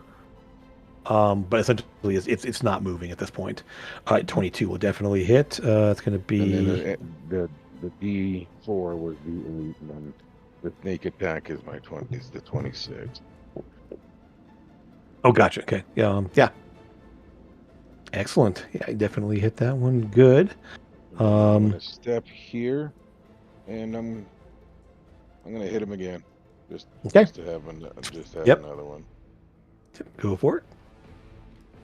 Don't step Definitely back. hits. Watch out for those ball bearings. Yeah, there's a mess over there. Someone made a mess on the floor. Mm-hmm. Okay, more damage. Excellent. Okay, good shots right there. You kind of slash across there. The armor's still intact. It still seems to be protective and everything else but you kind of dig into the side and the one side there, kind of ripping and pulling with a sneak attack there, and then Diller slices across the thigh where there's a gap in the plates of the thighs. It's the skin as you kind of tear and pull at it there. It's more leathery looking and obviously more undead than it was a moment ago. As the changes come over them, their skin is more withered and like the skin is sort of sloughed off partially. It's all darkened and yeah. Does it seem like my damage has been diminished at all? Nope, you definitely still the full amount of damage on them. Yeah. Okay. The dragon. Yes. Tail swipe on Sora. It's going to swipe its tail out there as it's on at the end of Grimbar's turn. 21. You managed to duck and deflect a little bit as it comes smacking toward you and deflect and absorb the damage. Amethyst, you're up.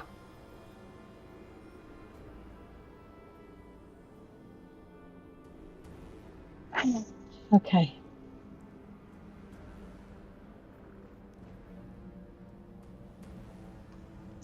I know this is a bit crap. I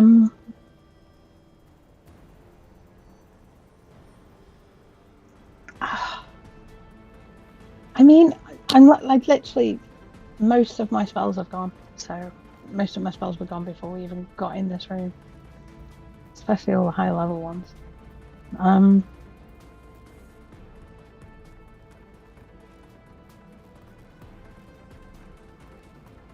gonna just give disadvantage to this stupid creature if I can actually hit it with Chill Touch.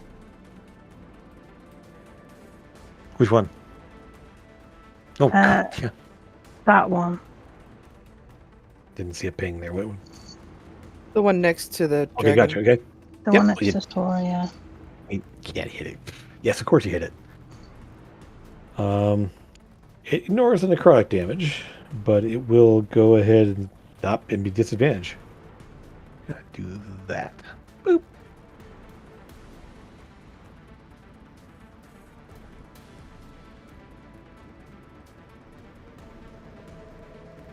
Okay.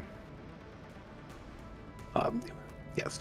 You see, it does kind of like blast away a bit of flesh from it there, but it shrugs off most of the damage.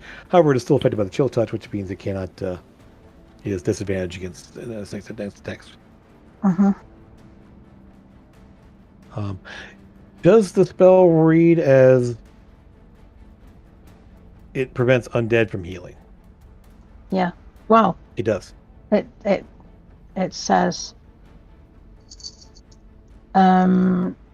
it takes the necrotic damage and can't regain hit points until the start of the next turn. But if you hit an undead target, it also has disadvantage. Also, good. So- Okay, good to know. Cool. Oh, Good to know. I didn't mean to cast it again. Sorry. It's fine. Don't worry about it. It's fine. You could spend a couple sorcery Yeah, points and do it as a spelled secondary. it, but I can. It's fine. Don't worry about it. You're good. Yeah. Yeah. Wouldn't hit. Okay. In that case, anything else? That was your action. Want to move? You want to? I'll telekinetic shove. Let's try on the dragon. Because why not? Yeah. I'm gonna say he has to roll a natural 1. All right. Gone then. All right. Fair enough. Close enough. Only rolled an 8. Okay. I think we're okay here for now. Okay. So he sort of like looks at you and just kind of like narrows his eyes. Me and Mipsatar are gonna move to here actually, just get a bit further back. Okay. There. Cool. Well, with it, Satar will be there in the middle, so that Lucas is still next to. Yeah, so you're gonna orient the carpet that way. Okay.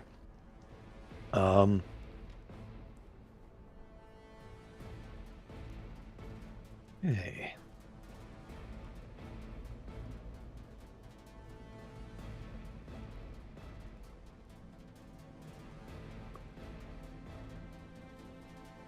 All right. Oh, I just realized. Because we're also marked prone, and they're not. They've been up and that was a long time ago. That one's still prone. Yeah, it is. That one, I'll leave that one on him. He's not getting up. Yeah. Okay. Especially now. All right. Sora, you're up. Gonna hit the guy marked with the purple dot. Okay.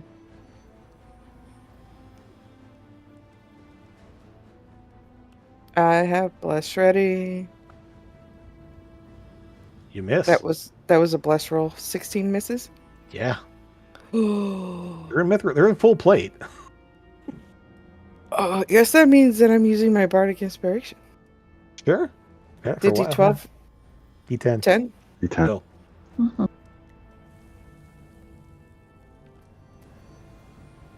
Oh, wow. Okay, you definitely hit then. Nice. That's going to be a total of 13 damage. Okay. Good solid hit. Mm-hmm. Hit it again. Sure. Oh, what is up with my rolls today? I'm gonna miss that one. Yep, definitely. Mm, Even the Oh, even the boy, bless wouldn't be enough. poorly. Okay. Anything else you want to do? I'm gonna move up next to him. Sorry, Okay. gonna move up next to him, and I'm going to do my not action surge. Oh, what is it called now? The Action surge. Yeah, action surge. I had it right. Yeah, I'm gonna 2 do more action attacks, surge okay. and do 2 more attacks Sure. on the dragon. Excellent. If they hit, they will be smited. Okay. He will be I don't know, smoted. smiting. 20 damage plus smite. Okay. He's gonna get smoted with It's been 5. smit. Smit? Smitified. Smitified, okay. Nice. Ooh, don't hit the whole thing. Yep.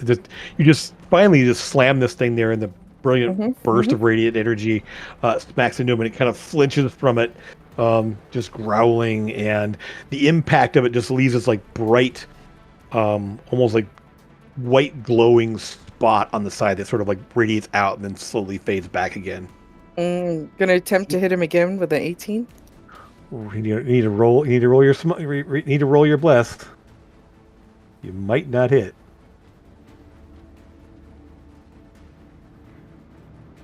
That's what you needed. Exactly. Ha ha ha! That's another smite. Okay. That's only gonna be 4d8 though. 14. Yep. Okay.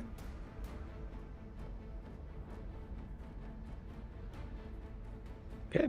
So 25. Oof. Yeah. There's a shockwave of that one. It doesn't really leave the lasting impression that the first one did, but it definitely does a serious amount of damage to him. Okay. Yeah, he's and is that it? Action, bonus action. Yeah, and movement. Two more, okay. All right. In that case, it's gonna go ahead and try to. He already used his tail twice. He has to use it again. Okay, so his tail. 20. Wow. Just not quite rolling He's high enough now. Overwhelming me, isn't he? It's only 22. That doesn't hit. Yeah, he's got to roll an 8 or better to hit you right now, and just can't do it. So your rolls haven't been great, but his rolls haven't been awesome either. So Nope. He's had a couple of good ones here and there. All over again. Yep, kinda. Yep. All right, Sitara. I'm gonna move my moonbeam over right in the center of these three. Ooh, Handy. okay. How far does it Nice. move? Up to 60 feet. Excellent. Yeah, movement has a long reach. I can't quite get it in all three. You can get these two. Or these two. There's no way to cut the range where you get all three of them. I mean, yeah. Okay. Mhm. Then Yeah, pick two. Those two or those two? That one? these two. Okay. All right. I'll move it back. Boop. Maybe. All right, so Moonbeam hits them. This guy with that 1 hit point, so he just just drops to the ground there. This one, however, is going to make his save or try to. Hero, your health is low. Watch that. Oh, made that save. So he'll take some damage. Not be happy about being a Moonbeam. You might want to eat some food or drink a potion. Moonbeam can do necrotic or radiant, right? Not that I'm aware of. That was just radiant only. Oh, okay. And then I will cast Healing Word on Sora. Excellent. Hey. Is the dragon just going to hit me again because Nope, I got he's healed? already used his actions. Oh. 26. Thank you. Excellent. He's already used up his legendary actions. Esk will try to do some impressive damage over here. No. Okay, finally a good smack there, but unfortunately it was on his extra attack, which is very much damage. So he hits him, What but is not wrong with you today, buddy? rolling some low damage. I know he's sitting at the coffee shop instead of playing Yep. with us. But he's but he does manage to land a good shot on him with his tail, or with one of his punches. Unfortunately, not enough to stop him though. Lucas, you're up.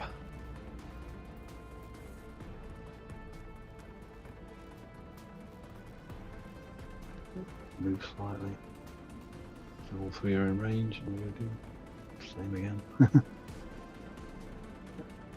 How many of those do you have? Good lord. I'm using a 6th level slot to cast the 5th level.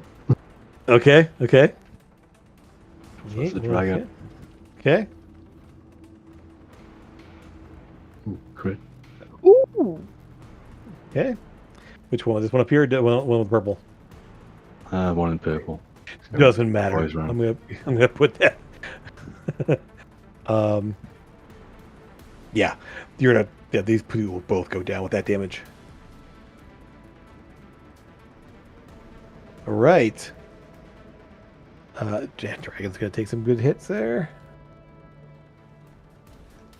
As the force damage going to blast a hole, some bone fragments shoot out the side of it there as you kind of stab your rapier up in there, and just literally there's just a shower of bone out to the other side there as part of it blown away. Bonus, I'll give body inspiration to Sora again. Excellent. Have inspiration some more. His go. Do something a little strange.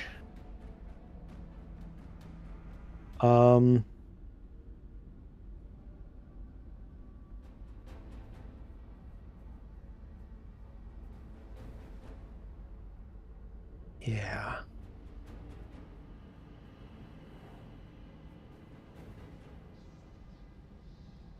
Yell at his because we'll go over here.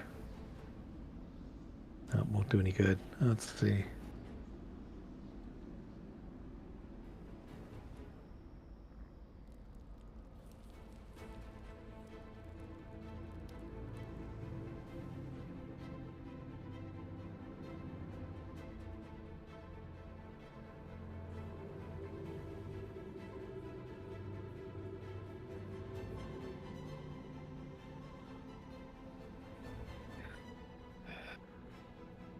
Okay. He will mutter and just sort of as you see him sort of like muttering and looking at you guys there as he attempts to cast a spell for the first time this fight. And this would be a counter spell. Or sorry, dispel magic is dispel the barrier. Who is casting it? The dragon. Dragon. Oh. Counterspell that bit. Roll for it. Okay. Ooh, He's not rollies. casting. He's not casting at level 3. Rollies. I Charisma need check. to- Just roll charisma. So- You don't need to put that there. It's Sorry. okay. No worries.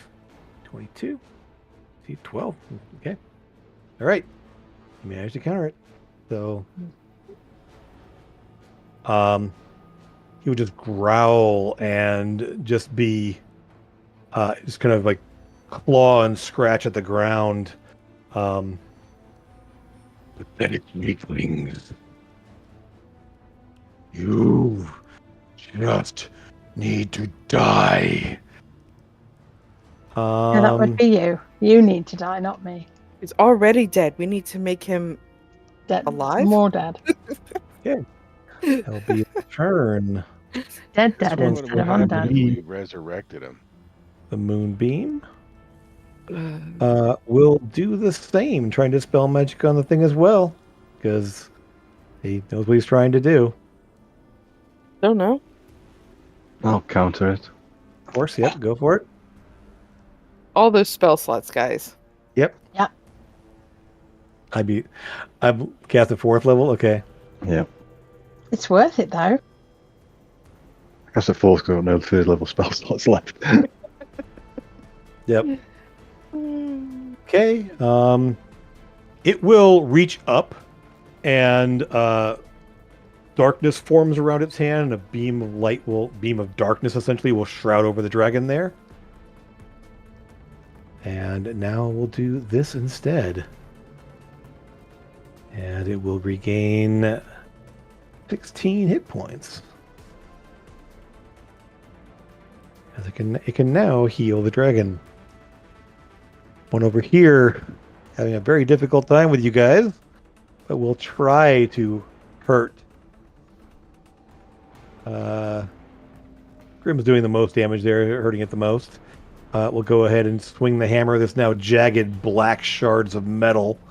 11 does not hit. Good job. One more strike against you because the other thing won't do much. 14. Wow. So they can't roll above a 5. Great. I forgot to ask.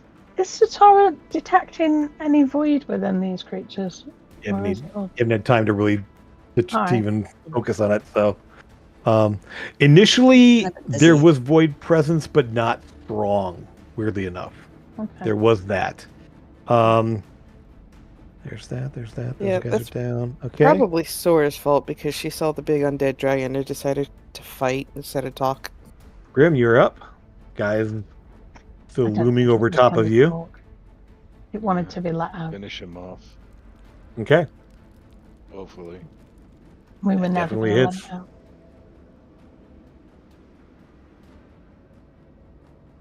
Yeah. Yep. You just kind of shove the blade up there. It kind of shoots up under the chin. You just see its eyes, the flaring blue of its eyes dim, and you just kind of pull it out there. No blood or anything else, and it just collapses it into a heap in front of you. Okay, and then I am going to drink a potion. Go for it. I am going to. That's- You have to roll for it. Yes, it is a bonus action. Strange. So,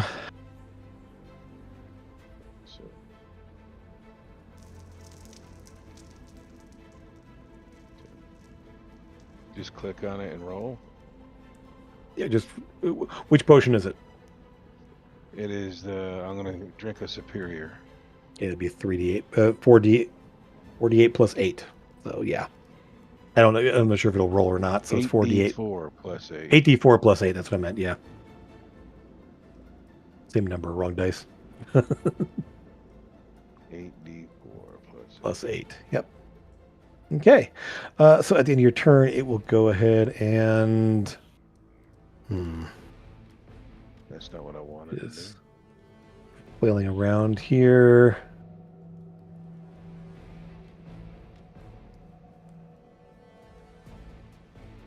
Yeah.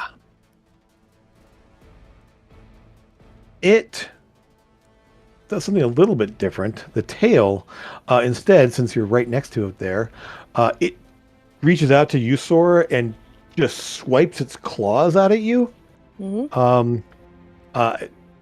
And essentially, it will try to hit you with its claw. Does not.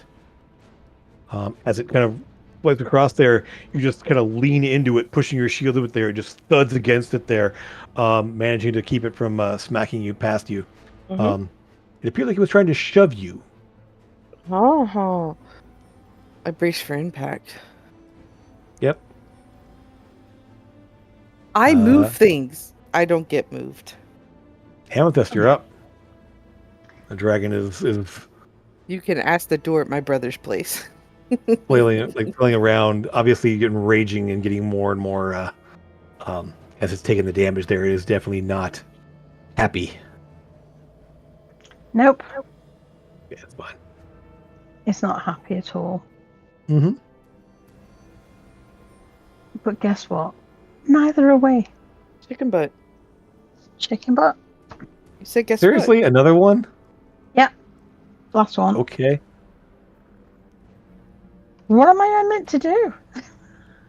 I don't know, something else? Why? It's working. I might as well do it. I mean, what? What are you doing? this is my Okay. best spell at level 4. I've got no other higher level spells without using sorcery points.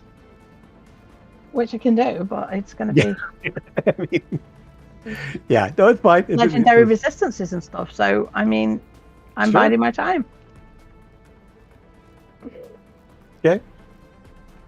Okay. All right. So, anything else? I'm going to telekinetic shove him a bit as well. Just... Was that was on him, not the dragon? Yeah. Okay, that's good. No, okay. Okay, I made him put on the dragon instead. Oh, no. That was good. Okay. What I wanted to do is telekinetic shove him like further back, but I should have said that before I put the slot there. Never mind.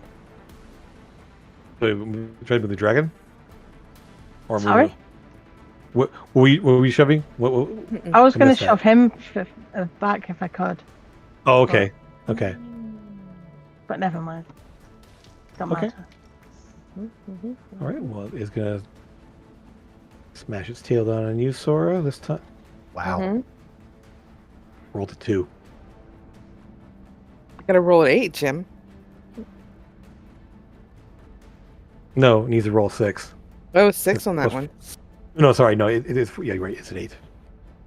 I was gonna say, didn't you just tell me it was an 8? Yeah. Mm-hmm. But now it needs a 10 because Oh. he's not overwhelmed. Not overwhelmed anymore. Okay. Sora, you're up. Smash face. If it ain't broke, don't fix it, right? Yeah. I thought it was if it ain't broke, fix it till it is. I don't see anything. You're raising your hands and I don't see anything. There it is, finally. I'll Okay. try it happen. Nice. I am going to smite with that. It'll be a second level as I am out of all the other spell slots. That'd be 3d8, so 68. Uh-huh. Okay.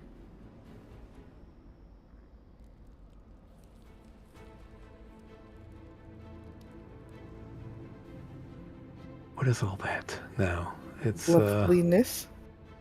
let's try to add it all up there. What the heck? 23, So- is that all? The first? Wow. That's just that 23 is just from the d8s that I just rolled. No, I'm looking at the up top is 15 plus 8 for critical damage. Terrible critical damage. It is, but you know. Okay. But it's still 46 damage from a single hit. Mhm. Okay. Roll your second attack. To see Yeah, because what this looks like. this is hopefully not going to crit again, but it will crit again. I promise it will eventually do it again. 20 to hit. Oh, I am blessed. You're still blessed, so roll your bless. 21 to hit. Nope. Bardically inspired. You are. So Yeah. you No, hit. it's not inspirized. If you want the 3 Inspired. mana. Yes. Yes, So yes. that will hit now. So roll your damage. Oh, you already did. Never mind. I Okay. still have smites if I need to smite it, Jim. 58 damage. Can I smite him? Sora. Or he's okay. I mean, essentially, you smack him, and just this wave of energy just rose out there, lighting him all up from inside. Practically, you see the eye, the radiant energy up to his mouth, protrude out from his eyes. Sockets even, as it's just sort of like rears back. You just smack again there, cracking open the rib cage of the thing as it's reared back, and this thing drops as guide goes limp and quiet. The dragon guard there just sees, staring at him, and just stop, looking at the dragon in shock, just standing there. And with that, we're going to pause and go to break because we're a little over time here. So, let's just jump to break. We'll be back in a little bit and see how this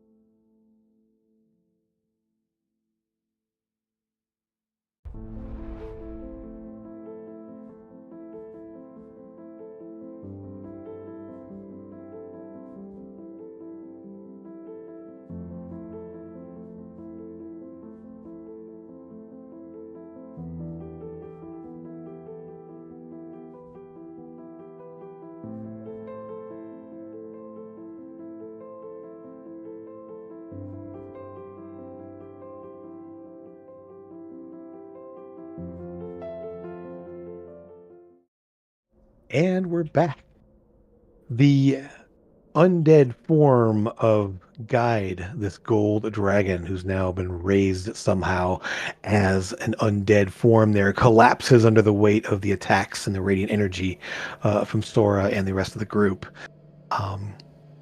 The crystal guard, who had withered and changed into a shadowy, tarnished form of themselves, all down, except for the one who now stands there completely like still, his hammer just resting on the floor in front of him, just staring at the corpse of the now still corpse of the dragon that it's supposed to have guarded, just looking at it, unmoving, silent. Hush falls over the space. Nothing is moving. What do you wish to do? I move my moonbeam on top of it. Okay. Oh, claw. Okay, then you kill it, and it falls dead to the floor. And I'm going to be a thief, and I'm going to inspect They- the diamonds. Nothing. They are They're not cracked worth and anything? shrouded and broken in That's what I darkness. Mm-hmm, Their plate is useless. Their hammers are useless. All right. I wasn't sure. So. I'm gonna go to each one of them like I did the other one and give this the same last rites type of thing. And that's all. I'll obviously not be giant size They anymore. They are still. The ones that were dead before he turned them all black, just out of curiosity? Mhm. Okay. One did not. He did not turn them all black, as far as you can It's like tell. this one right here. This one was right here down. we This dropped. It was before. raised. It was revivified by his companion. Was standing up again. Uh-huh. The one that was here was down before they turned. But with him, he slowly turned as well. The body turned. Okay. All right. So the diamond and everything is cracked and stuff on that as well. Yep. Okay. The plate is corroded and tarnished. The hammers are broken and shattered. Grimpold was And- eyeing up those diamonds as well. Yeah, Mm-hmm. they were 1,500 gold each. I'm going to look over here where the hole is, or whatever Okay. it is. You investigate the hole. And we'll come in as you move over there. Thor, as Lucas kind of passes by, you're kind of standing over there. You administer the last rites. Just as for each one of them here, we'll say that you're probably going to be back down to normal size here by the time you get to the round Huh? there. This is the one that died before they all turned, right? And he was turned that same color as before, Yeah, as the others. So quick. body did as well. When they all went. Mm-hmm. Okay. Okay. I will say that as that last one, as you go to administer the rights on that one there, you look and so that's I see Lucas heading toward the hole. Thor is going around to each of the bodies there. Whether you've been examining the bodies as well, Grim. Ask. I'm just going to flat out say he's actually quite disturbed by this. This was a good portion of his life, having guarded this place and knowing what was in here and seeing what's happened. He's sort of in shock. Mm-hmm. And just kind of like looking over the space there. He's, as he had said before, he'd never actually been inside before, but he'd been aware of what was here. So seeing this and seeing what this was, I wouldn't say a religious experience, but sort of he's definitely in shock of what happened. And with this, you're moving on top of where the dragon is. Just having a fly around. Sure. Okay. So Tara, how about you? What is your intent over there? Just kind of keeping an eye on everything, watching what everybody else is doing. Okay. All right. So you're just watching over. All right. In that case, Lucas, you'll find there is a bit of space, a disturbed ground, actually here where there would have been a hole, and part of the wall is collapsed as well. looking it over, it seems that something would have come up out of the ground essentially, and then the wall like weakened was also then collapsed. So essentially the hole is all kind of filled in and broken, and you can see where the disturbance was here, but there's not a gaping hole to go down into or anything else. So but you examining there, it appears that something got in here from that space. Give me an investigation check then. Just kind of eke out, like forensic style, what would have happened.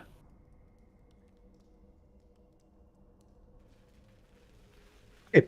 With that roll, you will see kind of among the rubble that's here, there are gouge marks. And glance over there, you realize those are probably where the dragon itself clawed at the wall there and tore down the stones, filling in the hole.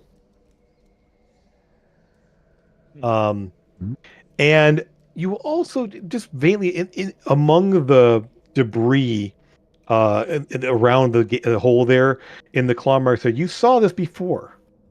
This is very similar to the tunnels of the Umber Hulk dug when you were back in the Kobold War and when they showed up from the ground and dug their way out there. Right. So this is likely where they came in initially to this space.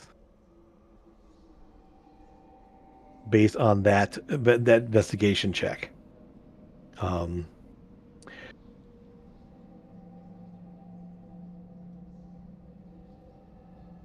As things continue to settle,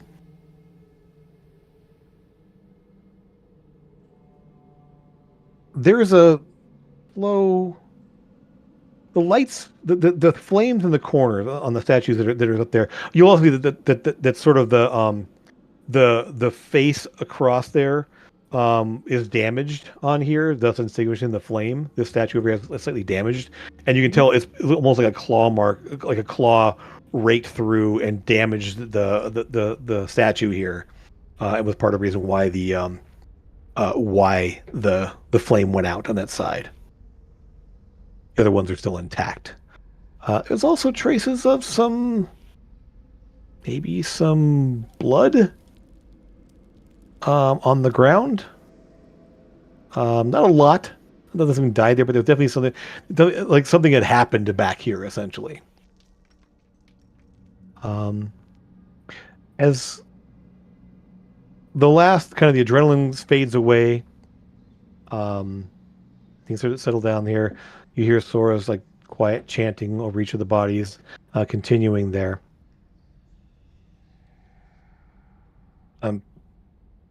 What's your squad doing? What are you doing? Amethyst? Around the body? Mm-hmm. It's just looking. Okay. I want to just have a look around and see if there's anything left behind. Okay. There's nothing in here. It's very quiet and dim. How was the dragon over here when we found he was here where I'm standing? I mean, did it look like he basically was just coiled up here lying, or was he contained in some way? That was his resting place. It was a dead dragon. This is the body of Guide. According to the stories, which you heard from the other people here, this is the dragon that guided the dragonkin from the old world during the cataclysm. After the cataclysm happened, almost over 1,000 years ago, that guided the ships from the old world to settle here in Drakal, and then passed away at some point after that, and was buried here in this mausoleum. It seems to be made for him.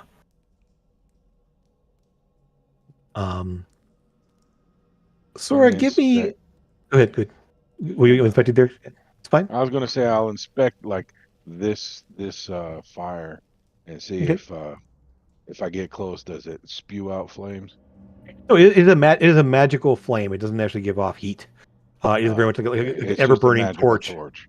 But it is literally the mouth of there's a flame in the mouth there. It is very, very bright, much brighter than an ever-burning torch normally would be. But it is part of essentially from the mouth of the statue. It's not nothing has been set inside there. It's the statue itself is enchanted in some way to give off this light. That's not what I thought. Then. Yeah. It's not spewing out flame or anything else. It's literally just a bright, brilliant flame that's giving off light. So give me a religion check. Am I still blessed? No, I'm kidding. Probably not. No, this has been well over a minute, so It's okay. It's a good roll. The bodies. It's hard to say, but you can. It appears that these bodies that are of the Crystal Guard here, they've not been undead long, comparatively to. I mean, they're not like fully decayed. They are not withered away to the point there. They are definitely they've definitely been slain and then reanimated. What it appears to have happened, based on what you're seeing there. These they were killed and brought back. There's necromancy afoot.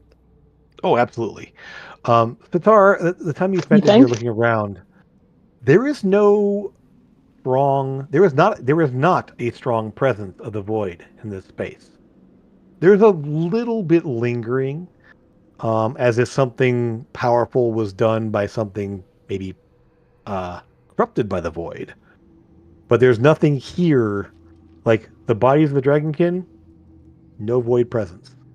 The body of the actual of the dragon, no void presence. This is a different thing. Jim. Oh, yes. Can I assume that now that we've taken care of this issue, that people can now get down here to recover these bodies? There's still everything outside of here. Ugh.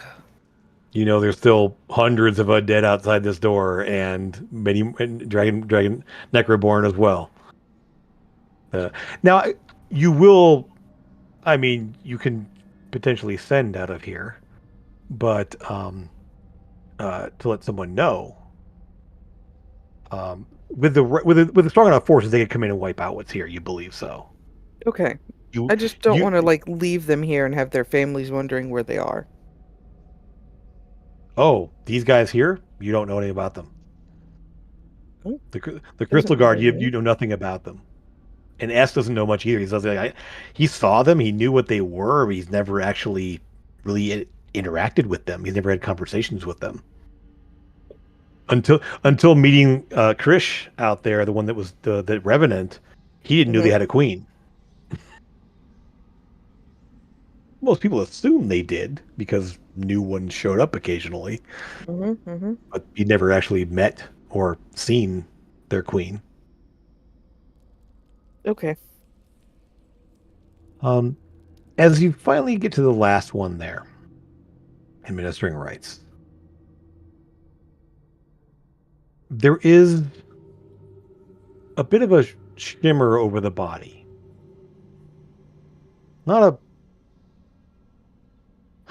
Almost as if a secondary presence is sort of moving in place. Give me a perception check. Actually, religion check for you. That's fine. Oh, can I just keep that one? That's fine. That'll do too. In looking at this, watching over this with a good perception check there and the religion check you had before, it's the spirit of this person. Sort of not trying to get inside of it. It's just sort of lingering, almost like it's superimposed over the physical body.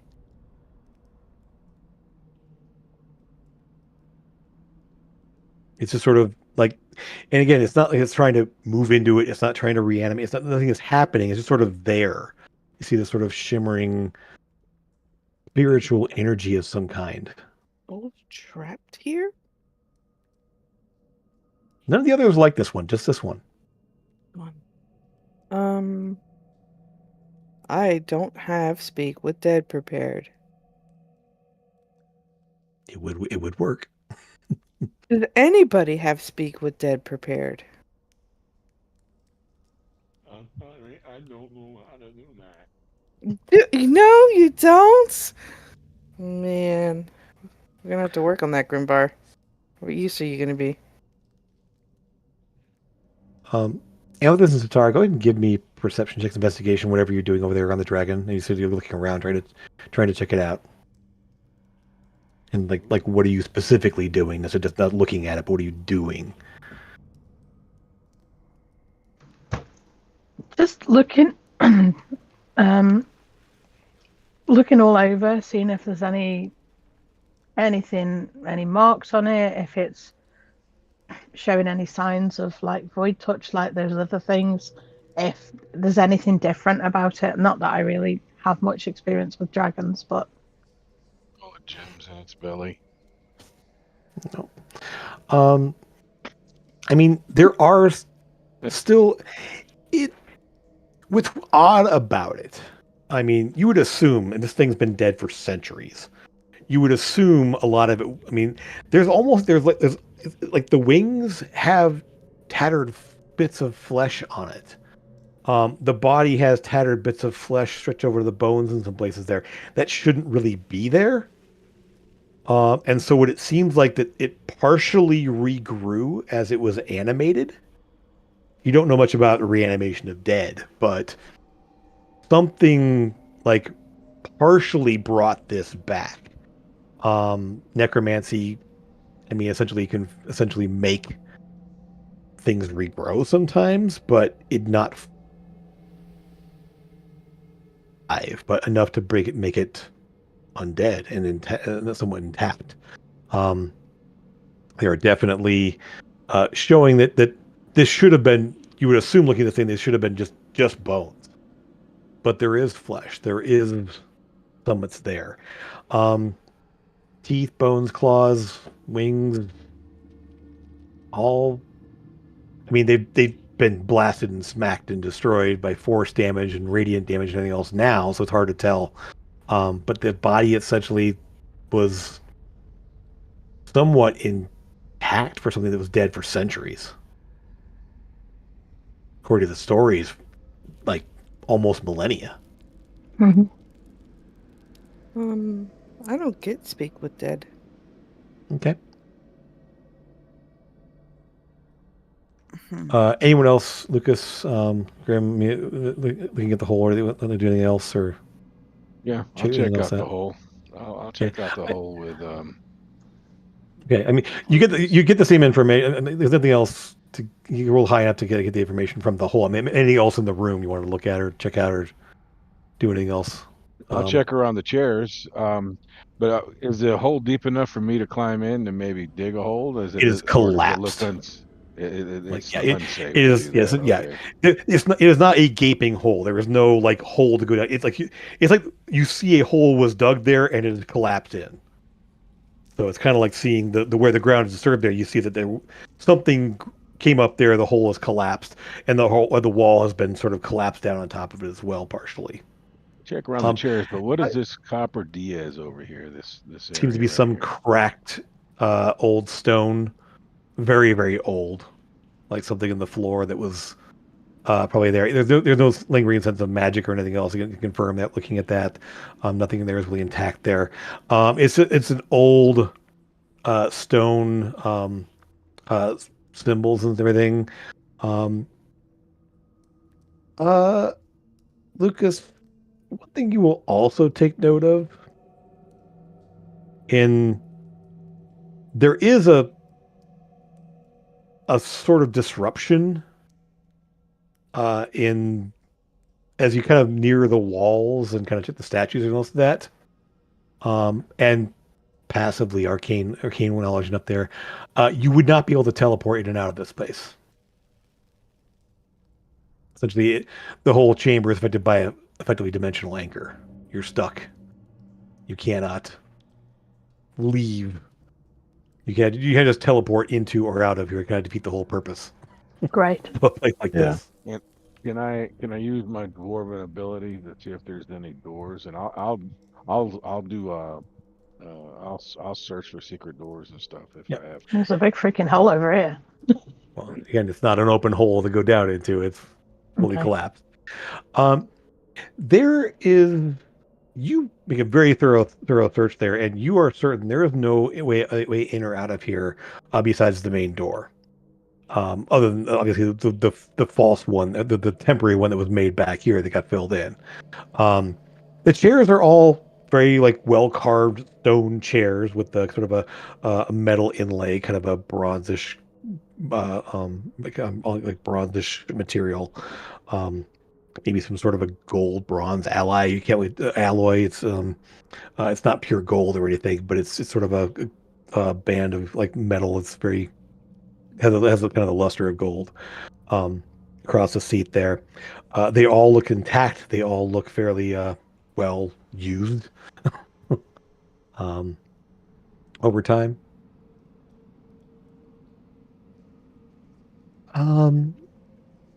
And as the investigation comes there, Sora, as what are you doing having seen that spirit lingering over the body? I'm asking if anybody has the Speak with Dead spell. And no one does. So what are you doing? Oh. Then I guess I'm just doing the last rites. I'll try to talk to it, but Okay. I don't know that that'll work. Give me a charisma check. Sora's charisma is laughable. It shouldn't be as a paladin. Mm. Their secondary stat. It is, but it's only a I know. +2. I know. No, it's not bad. It's fine. Oh, it's not that bad. Okay. You don't have a lot of training in magic. You don't have to speak with dead specifically, and you've been studying religion and kind of thing there. Mm-hmm. The spirit is there, and it appears to be somewhat attached, somewhat. I mean, for lack of a better word, it's just lingering at this space there. There's a bit of sadness and dismay. It's right there. The rest are quiet. The rest, because they were torn apart the way they were, there's nothing lingering there. This one, the corruption on this one is less. Like it's somewhat, like the things are tarnished. The things are not intact anymore. The hammer, the weapon itself, is sort of there, but it's not. It's not damaged to the degree as everything else is. The spirit takes note of you. Kind of, and you can see, whereas it's superimposed over the body, there's almost that secondary image that sort of looks up at you. The body stays still, but the spirit sort of looks up at you, kind of reaching out, not threatening, just sort of reaching out, touching a hand. Mm-hmm. You can see its face. It's the same face as the person that's there, that's lying there, but the withering corruption is gone there. The image that's there is more lifelike, though it's transparent. I mean, partly transparent and everything. And it's tries to speak. You see his mouth moving, but you can't make out words exactly yet.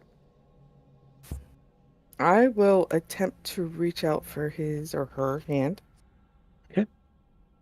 And promise to take up the same mantle as I did for the other guy. Okay. And tell him that he is at rest. Or her. Or her. Krish was Mal. I meant this guy. Oh, that this I'm one here? speaking with. Okay. Yeah, yeah. Yeah, hard to tell. So you all see Sora is speaking to, and you'll see sort of this, you all kind of see Sora at this point there, as this is happening there, a spiritual entity sort of reaching out and seeing that. What would anyone else like to do? If I can see it, can I attempt to speak with it telepathically? Give me a charisma check. Spellcasting check, essentially. So yeah, definitely can attempt it. As you you have to kind of move up to where they are there, and you're gonna see this, and faint sort of like breathy voice that you can just barely make out. Thank you. His motions almost kind of like are slow and drifting. Like he can't move quickly or anything. Like he's like moving through molasses almost. And he just sort of like slowly looks to where the dragon has begun, kind of like looking out to where the guide has he at rest once more. I will attempt to reassure the person that we will make sure that he's back at rest before we leave, and that we'll try to get him back on his resting place. As long as he is not a danger to anyone.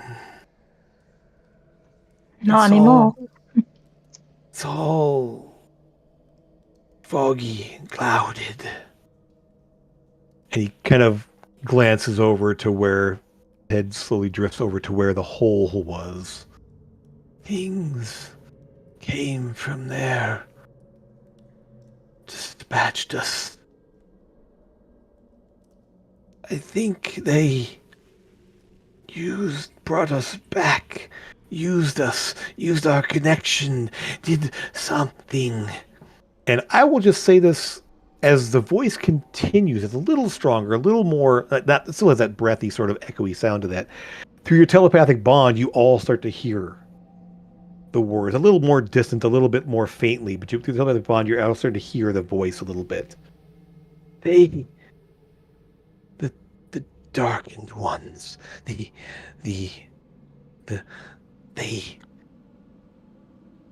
used us, used our connection, used our devotion to bring him back. They brought the master, and he shakes his hand, the resting one back. Forced us to protect and watch over him, but it was not what not our purpose.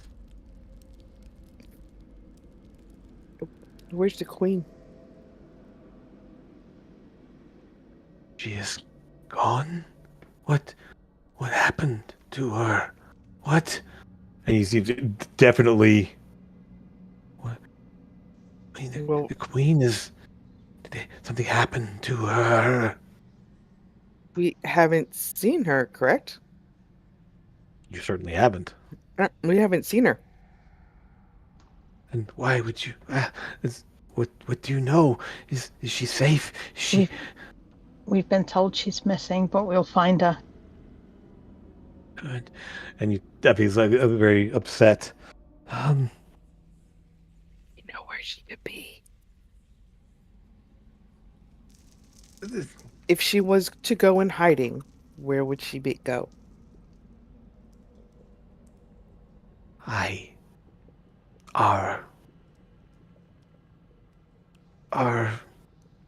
dwelling, our place, we have as well hidden. It is not something that anyone really knows of outside of our kind. It is our most protected secret.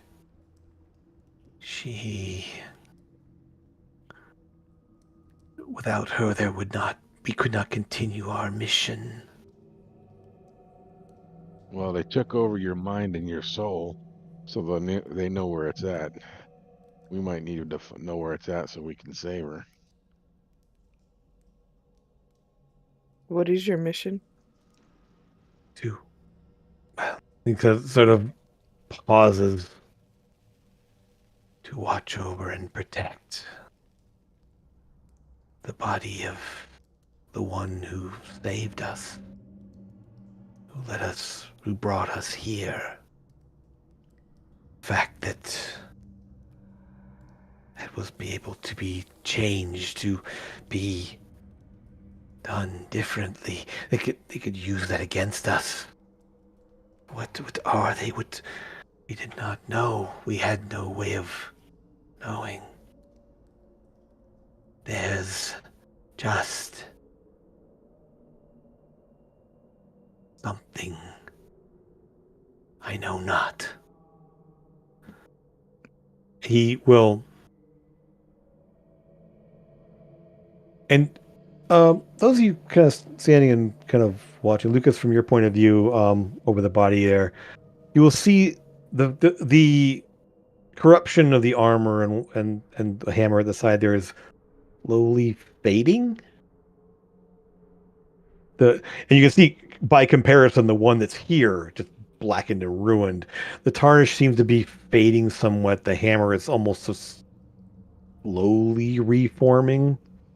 The body itself, while ragged and the skin blackened and like flaking away, seems to be settling as his voice gets a little stronger. Heal him. I mean, he's a ghost. He's going to be a ghost. He's incorporeal. Yeah, he's a spirit. And he's not really even a ghost. I've It's more of never a seen lingering somebody turn spirit. corporeal or into a ghost. So Yeah, you fought wraiths and those. He doesn't like that. You fought specters that were incorporeal, but this is not similar. It's just, and it's obviously bound. It can't move away from its body. It's sort of like still there. It's almost like he's like still tethered to his form, to his physical form.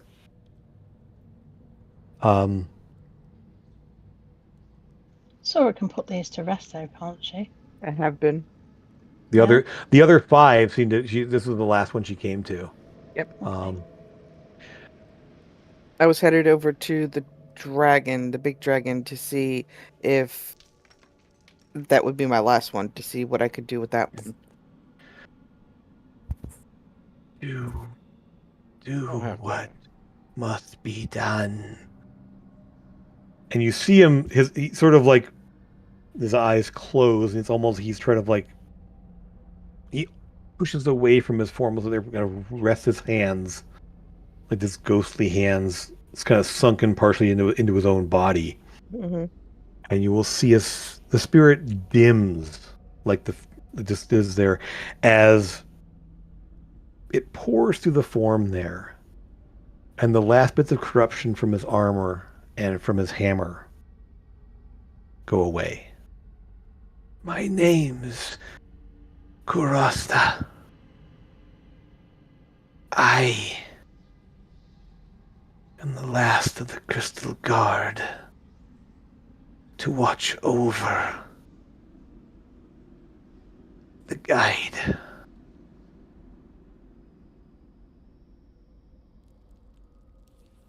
Find my queen. Find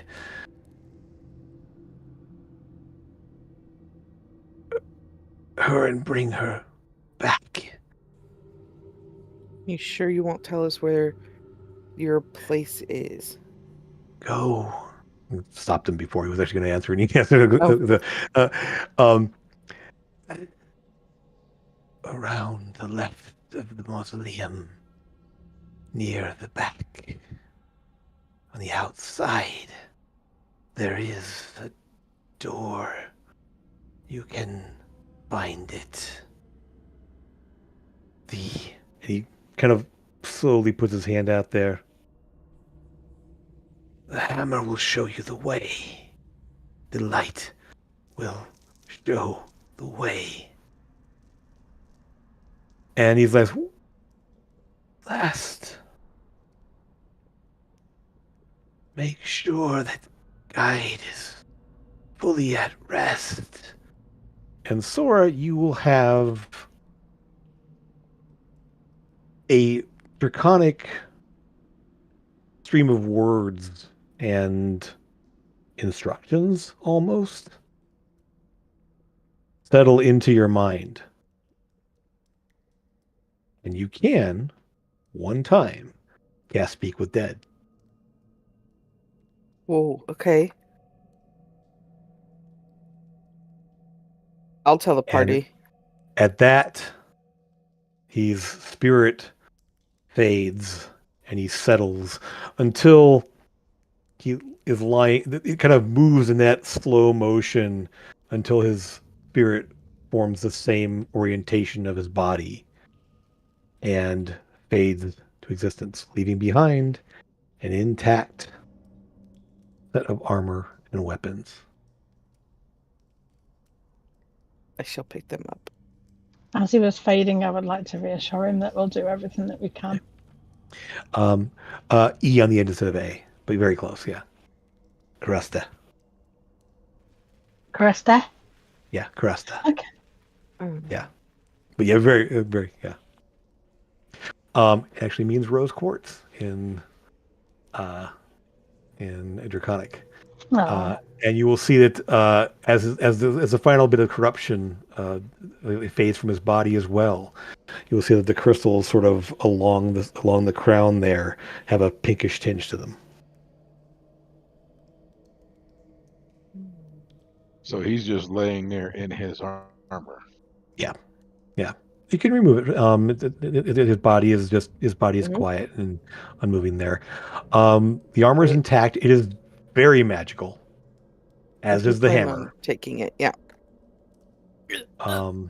In my special pouch it goes. No, I don't think it can fit in that pouch.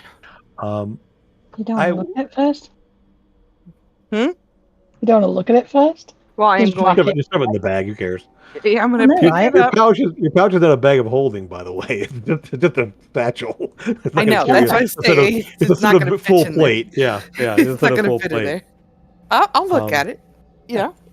I mean, I can't identify it, but I'll look at it. Like Lucas, I don't think you can't identify it, but spending some time here. One thing you will notice is that there's no noise. There's no sound of thudding at the door. There's no movement. There's no nothing in here. This place looks secure. That door is not going to open. And actually, one thing you'll take note of as well is that you didn't have a chance to really look at this here. As you set the key in and entered, when you look back, it's as if the lock, the key itself had moved its way all the way through the door and is now visible on the inside of the door. You can essentially remove it from the inside of the door. Doing that, that's my key. That can actually fit in my special pouch. Well, you can also just essentially reopen the door from the inside with the key now. I was going to say, we need to get out of here. You're not stuck in here at this point. You can actually get out again now. I use my magical telekinetic hand and put it in my pouch. Yeah, no, it's essentially has to be like actually forcefully pulled out and removed and something. But again, it is the way back out again. Sora made a solemn oath to the crystal dragonkin that we encountered that she would take care of the key. So this key I'm taking out only so that if we needed time to rest and long rest, we don't have to worry about anything coming through accidentally. Sure. We can put the key back in and then pull it out again once we leave. Yep. So it is quiet. It seems to be secure here. There's nowhere to go. There's nothing can enter as far as you know. The hole looks again collapsed, and nothing can really come through that way, unless we're to burrow up into again. But you don't. I mean, there is no activity, no sound of rumbling, no telltale signs that something is under the ground or further under the ground, as you are currently about a mile underground right now. But the chamber is quiet, and Sora, you could cast Speak with Undead. I do plan on doing it, yes. But I don't know what to ask it.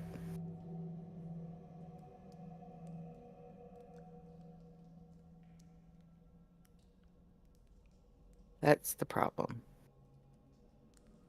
Okay. Well, you can consider it. Examining the armor and hammer. I will give you the basics of it. The armor is +2 mithril plate.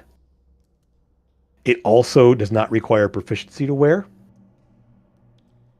It also, if you are attuned to it, you do not have to attune to it. It's +2 mithril plate. If you do attune to it, you have fire resistance. Fire resistance? Yes, so it is basically 20 armor base. But that would mean I'd have to take off Mizium, wouldn't it? Yeah. Now, it's also if you don't have proficiency, it doesn't matter. You can still wear it. Mm-hmm. It gives you proficiency while wearing it. So a mage or a rogue could wear it. Anyone could wear it. You would not get your dex bonus. It's still considered heavy sorcerer. armor, so you would lose your dex bonus to armor class, but it's just straight up 20 armor and base.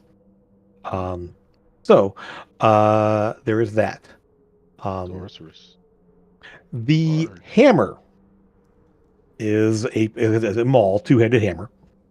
It is also mithril, strangely enough, but adds essentially it is 2d6 plus your strength modifier plus 1d10 radiant damage. It does require attunement, however. But there's something interesting about it, in that it also gives you proficiency while you have it. While you are attuned to it, you are also considered proficient with it.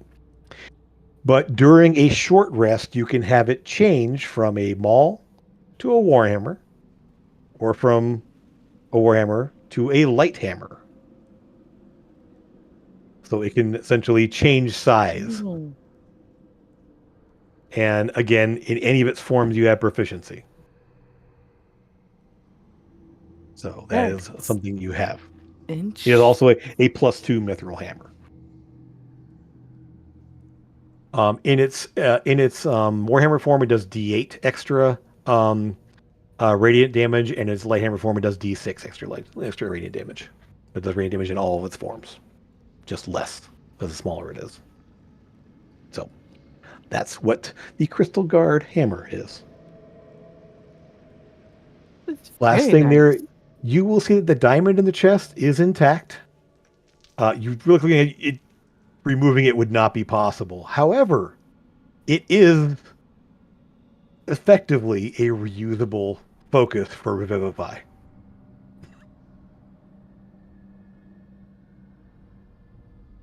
When they changed, it no longer worked that way. So before they changed, they could revivify each other. Yep. So that is his armor. But the dragon sits quiet, still, lifeless.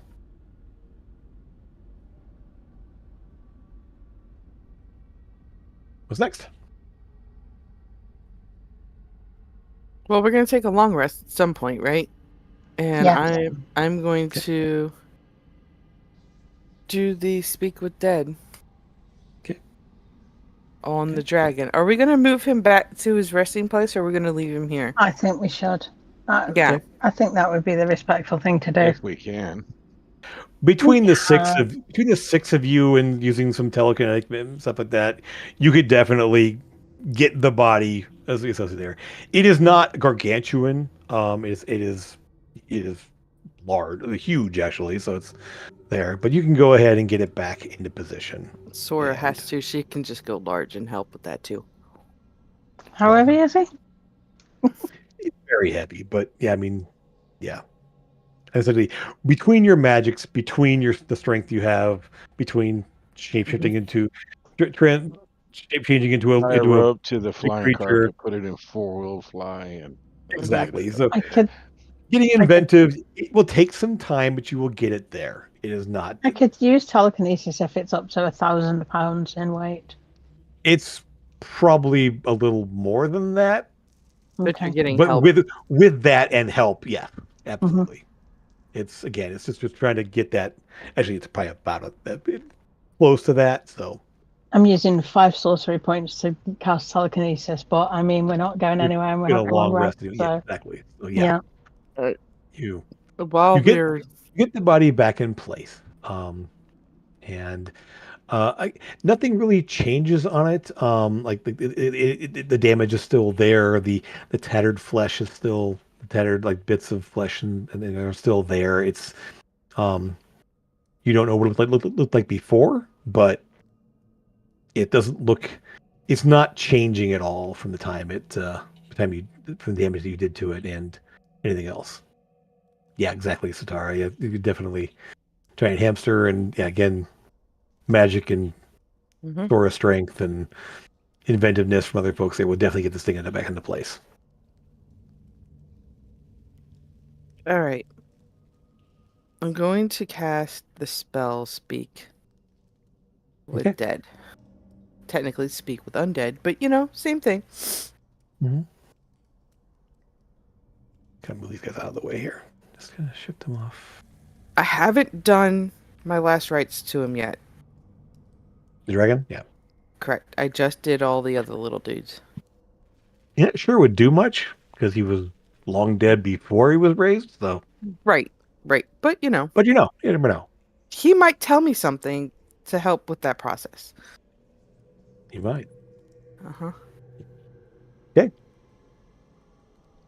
So, Satara and Sora. I mean, sorry, Sora. You form the words that are in your mind here. As they do, they sort of fade as you speak them. Again, this is only a one-time thing that you're able to do this. Mm-hmm. Mm-hmm. But the words come out there. The dragon does not suddenly animate. Is that? But a voice sort of appears. There's a bit of a light that kind of like a dull gleam instead of the blue light before. It's actually more of a golden flame, essentially, kind of flares lightly in the eye. It's the only sense that anything is different about this. Again, the body doesn't move, the body doesn't change there, but there is a voice.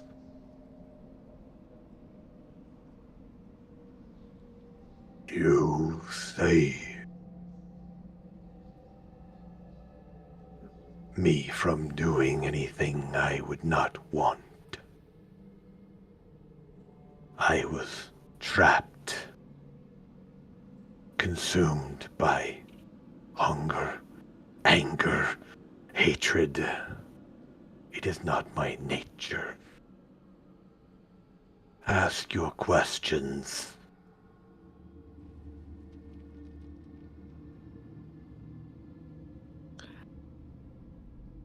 What can we do to help Drakal in the state that it's in? I mean, we're already currently helping it, right? But Does he know the state that it's in? Well, I'm assuming. Brain stuff. I don't. I have died long ago. Was not aware of anything until I was forced to awaken very recently. Corruption and darkness feeding and utilized necromancy forced my form to awaken and draw my spirit at least partially back from its resting place. I do not know this darkness or what this was. It was not present when I was alive.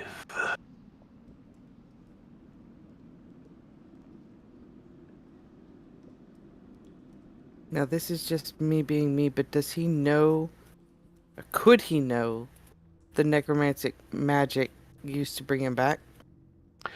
Not necessarily. I mean, it's not a specific exact spell. It's more of a ritual that was done. Okay. So, and as a gold dragon, probably not. They don't deal with necromancy very much. You're fairly aware of that. Gold dragons are like the lawful good, like Uh-huh. very like kind of pinnacle poster boy for goodness kind of things. Right. Typically, at least repeated in the stories about dragons.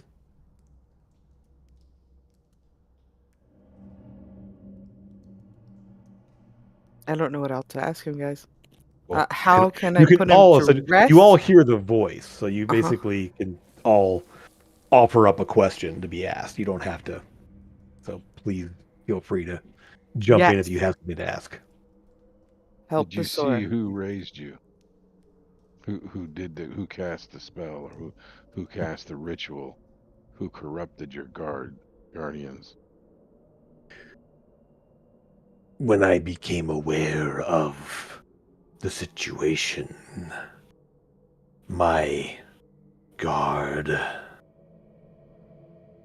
were assisting with the ritual. I know not how. They were obviously under the influence. There were corrupted topaz kin and some animated form of burrowing creature. I dispatched them as I became aware.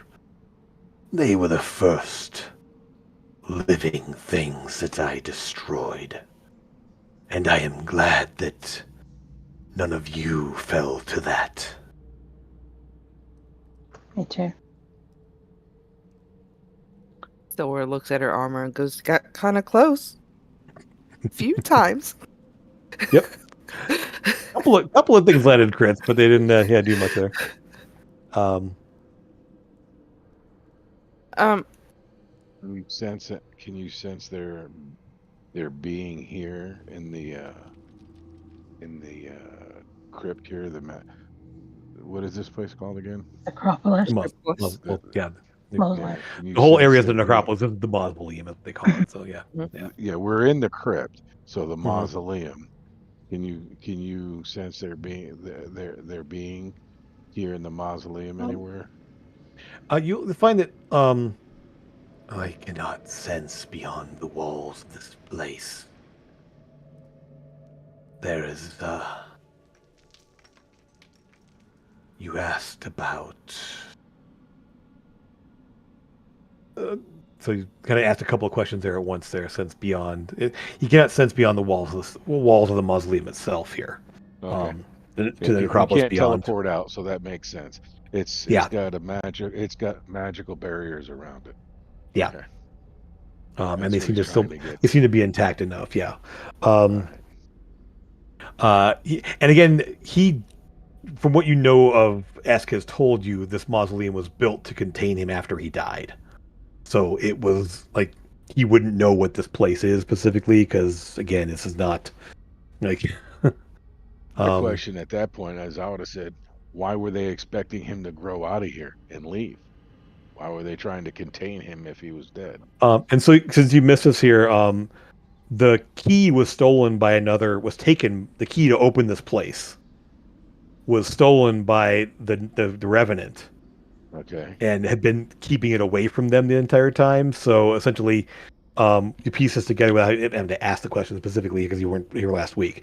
But essentially, they couldn't open the door to let him out, and you couldn't open it from the inside because the key was gone.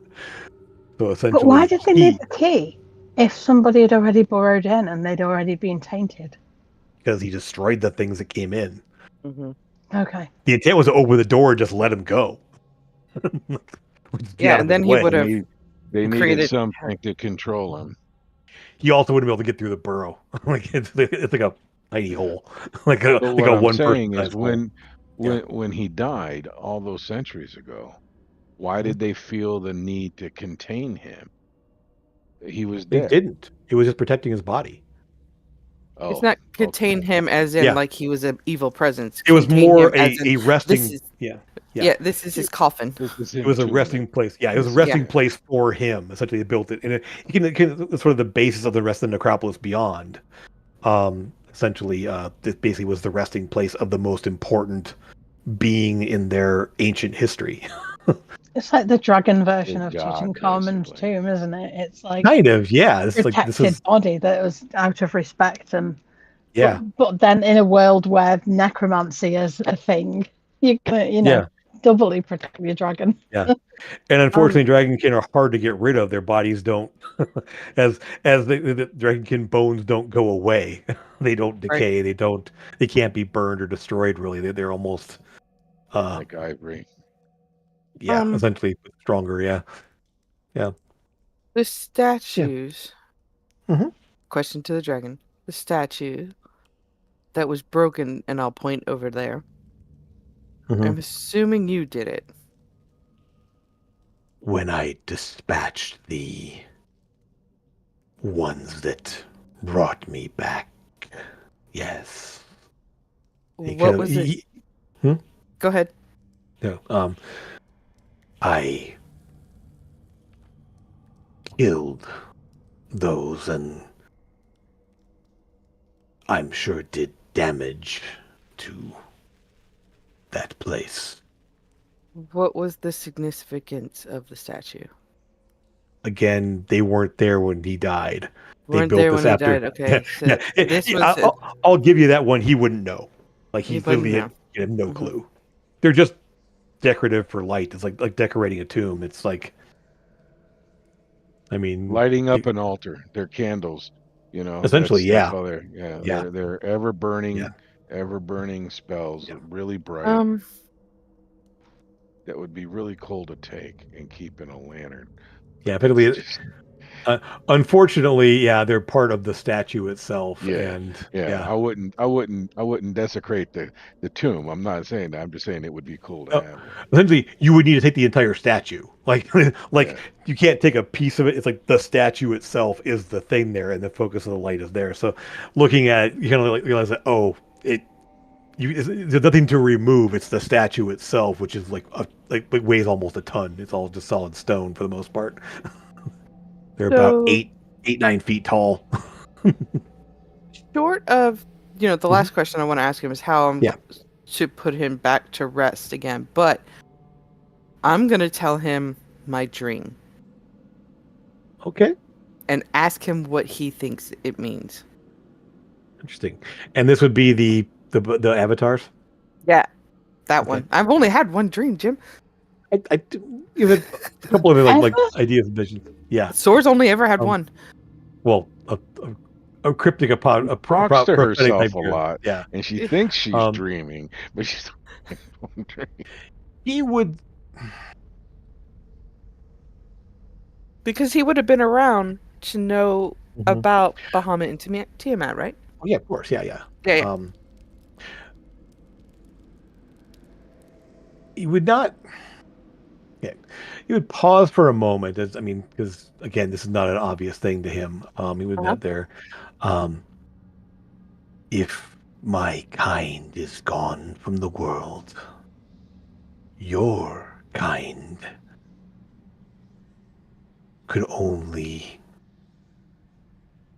could serve as avatars to the gods.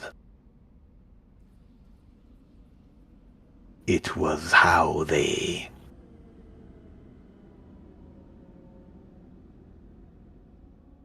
partook of the material plane.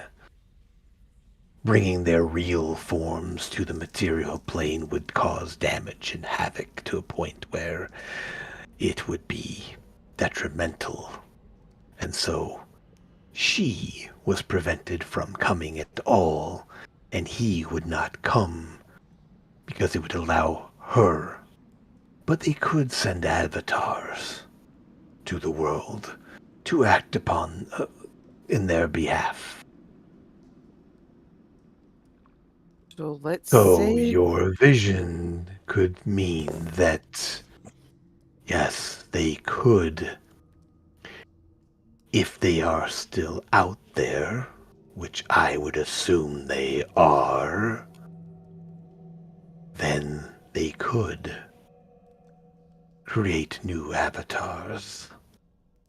I feel that it is good that magic has returned to the world enough to allow that. In the time when I died, it would not have been possible. there was no magic when you died. It is what killed my kind and forced us into exile to the other planes. I stayed to guide the children here. I felt a draconic presence here, strong, dormant, sleeping. Here I in was never Japan? I was never able to make contact with it before I passed on. So I was never able to determine what it was. But it was there. Here in Japan. He pauses, and you realize that you would have asked me asking another question there. He just sort of like, I'm just, yeah. yeah, yeah. There's a bit more control over this as he's a little more powerful. Just to you Oh, pull his head out you're of only the ground. limited certain amount of questions with 5 this spell? questions normally. Yes, that was 4. So Oh. Yeah. yeah. And the fifth So- question was supposed to be the Yeah, it's fine. how do I put him back to He rest? sort of chooses not to answer. Like, he doesn't seem to be compelled to answer the way a normal Mm-hmm. Keep with Dead would work there, as he's a lot more powerful than a typical little mortal. Mm-hmm. He just sort of like looks, essentially just like stays silent there, and you almost answer your own question, and then yes. Okay. And then, the obvious last question, how do we put him back to rest? The spirits cannot be brought back more than once. Once they have been returned, their return to the spirit realm is final and cannot be undone. I will not be brought back again unless I am allowed to reincarnate. But that is up to the gods themselves. My name is not Guide. It's Gilioxnaqua. Bless And you. I will say that. You'll spell it. Leoxiqua? Very close. Galeaxico. Lei. Don't even try.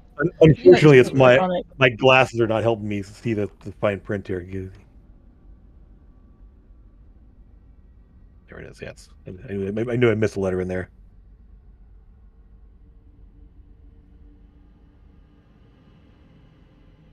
Gilioxnaqua. In very old Draconic means gilded one who watches the darkness or watches the night. It's hard to know exactly what it stands for. Gilded one who watches the darkness. Gilded.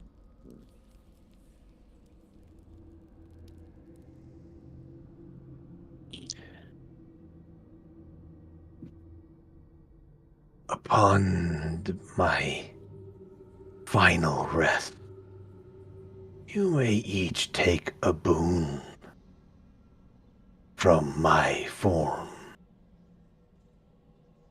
A tooth, a claw, a scale, a bit of wing, or a bit of bone. Each will provide a different benefit, but may only take one, as it will bond with you of a sort. Game mechanic wise, you'll get a boon. It will not require attunement, but it will be a permanent benefit. The tooth grants physical prowess in close combat. +2 damage to all melee attacks. Ask. Claw will give strength to stand against even the most buffeting of forces. Advantage on strength saving throws. A wing to be agile and prevent being caught unawares. Advantage on dex saving throws. Bone to enhance the physical fortitude. Advantage on con saving throws. Hail to be able to stand within flame with little concern. Permanent fire resistance. So, one of those 5 things you can take and gain the benefit.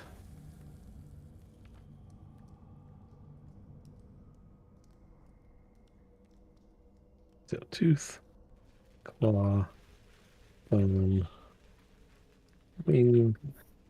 or yeah. Did anybody write those down? Because I had a brain fart and didn't do it. That's fine. You can Jim decide. wrote the words Yeah. down. Yeah. Essentially, yes. Tooth gives plus bonus to melee combat. Claw gives advantage on strength saving throws. Bone, advantage on con saving throws. Wing, advantage on dex saving throws. And the scale, permanent fire resistance.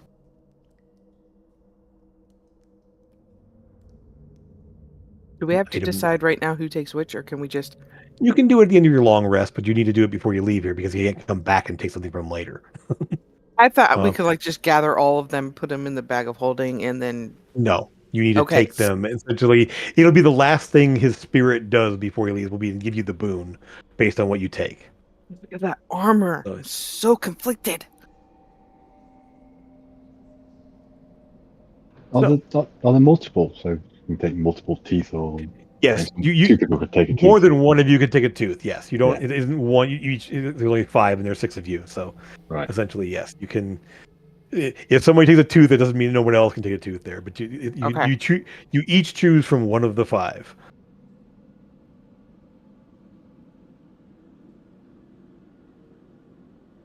So we're long resting? Yes, you are long resting. You can go ahead and, in the process of deciding this, essentially we'll count this during your long rest and everything else, and nothing can disturb you. Nothing really can disturb you at this point.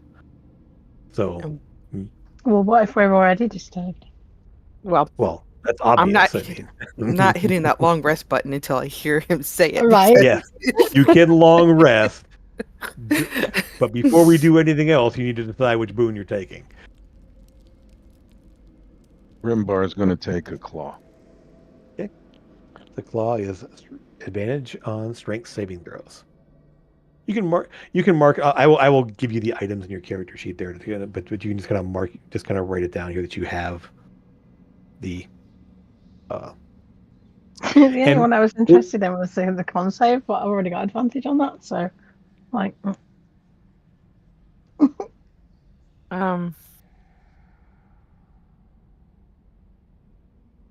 And they're all useful. yeah, They are. I mean, fighting things that do telekinesis on you, is having the strength saving throw 1 is really nice, because you don't get shoved around as much. yeah. You know that. I mean, con. Obviously, you already have that because of you have. It only gives you con bonus and con saves to prevent because you have Warcaster, right? Yeah. That's only advantage on con saving throws to maintain concentration. It's advantage on all con saving throws. Oh. Mm-hmm. So things against poison, anything. So anything that requires a con saving throw, including spell attacks against you. When you put it on our character sheet, will it automatically adjust our stuff? I will create that. Yeah. So I'll equip the item there and it will put it on there. So you just need to make a note of which one, who's taking what. We can do that here in the chat too. Yeah. Sora wants to scale. Permanent fire resist. Okay. Mm-hmm. Cool. And effectively, each item essentially you will gain the item then to decide where you're going to wear it and how you're going to present it. Essentially, but it'll be something you keep on you at this point, and it will give you that benefit as long as you're essentially holding it. So there's on you. Sorry, are those in the same order? The tooth, claw, bone, wing, scale, the melee, strength, con, dex. Yes, fire? in fact, yes. Mm-hmm. Yeah. Mm-hmm. Well, in that is case, correct. can you bone me, please? Okay, so you get the concept. dork. Yep. All right, so Grim is doing claw. Okay.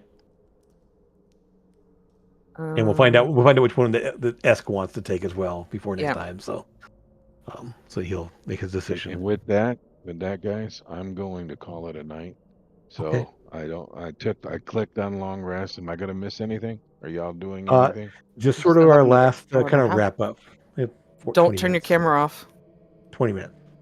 You can just just kind of darken it. I mean, if there's if there's going to be a fight or something, I'll try to stick around. But I'm being called out there. Yeah, not a problem. I will say this: if you just go ahead and cover up your camera so we don't just turn it off later on. That'd be helpful. Don't forget to mute. Go ahead and mute, and then essentially there's no combat going to happen at this point here unless you guys decide to jump into the middle of a combat someplace. I'm sorry. I got a house full and my not a problem, there, and I don't mean to be rude. I apologize. Oh, no, absolutely. Enjoy the festivities and have fun. All right. Can I start combat with Grimbar when Raymar steps away? Yes, you can. Yes, thank you. Absolutely. Yes. Why are you hitting yourself? Satoro, do you know what you're taking? I do not that work? know. Yep. That's perfect. Yep. Appreciate it. Go ahead and mute too. So you, Perfect. Okay.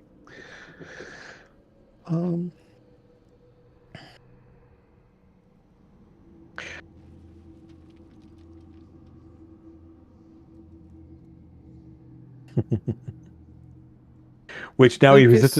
he resisted to. So the claw there is basically like, Lucas, do you know what you're getting? Torn between the bone or scale. Yeah, I mean it's definitely nice to have the advantage on con saves for a caster. And also fire resistance. Wow, I love you to death, dude. I mean, the fun thing there too is, I mean, with the gem, you can have 2 resistances at once. Yeah. Fire and another one. I've got lucky, so I can re-roll 3 con saves. Should I fail? There's that.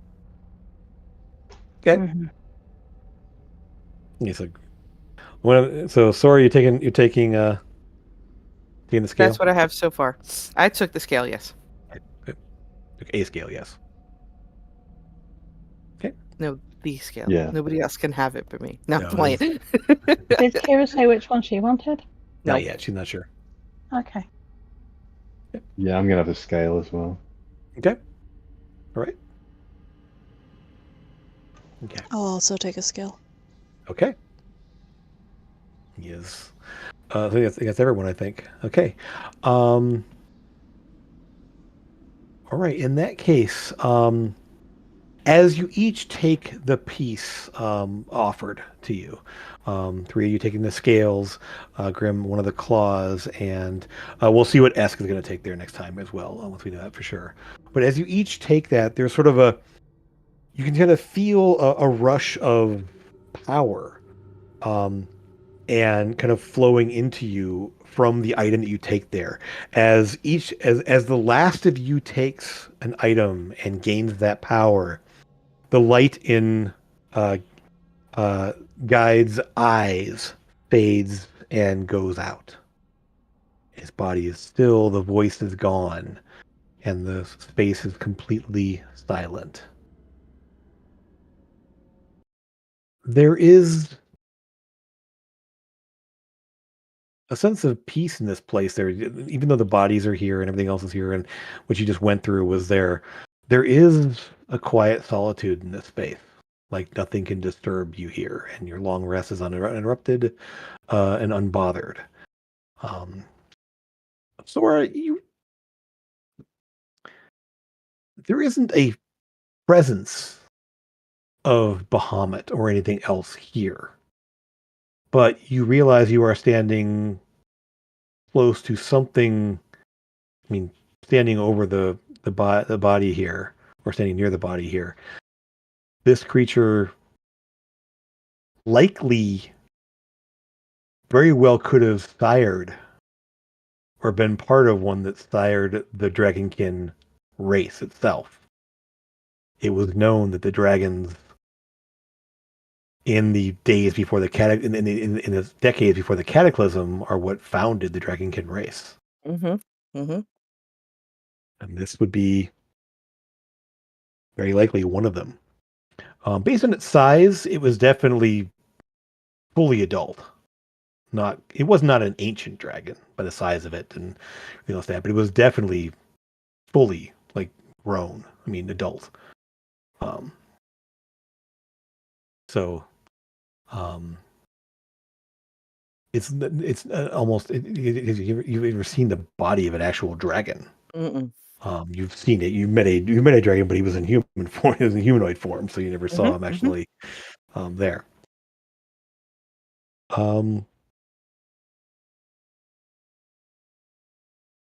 I'm still gonna do last rites on him.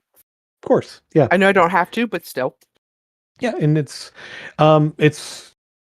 just more. I mean, it's obviously none of you see anything strange about this, but there's just a very soft and resonant power that's there. The dragon itself is still and quiet, but something this size and this, I mean, inherently magical, is something you haven't really seen in the world much. Satara, as you've spent some time here, there is kind of pinpointing that faint presence of the void. It is deeper. It is down. It is somewhere further and below ground somewhere. And the strongest presence in the room is where that hole is. At least partially. But it's not. There's the faint traces of darkness kind of originate from that space, that area. But again, the bodies have no trace specifically. None of them show any signs of draconic corruption.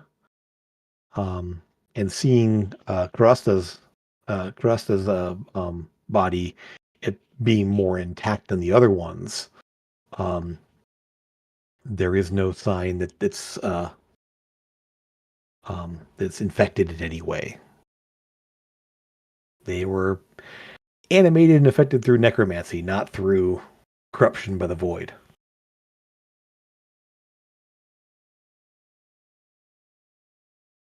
Okay. So, what's the plan? What would you like to do in our last few moments, the last bits of our time here together today? What do you want to do next? It's more planning than anything else. I think we should probably get out of here. Yep. And or send a message to the queen that we came in here for. Yep. Do you realize that sending will not work in and out of this place either, unfortunately, as it's sort of cut off from the outside you said we world. could. Okay.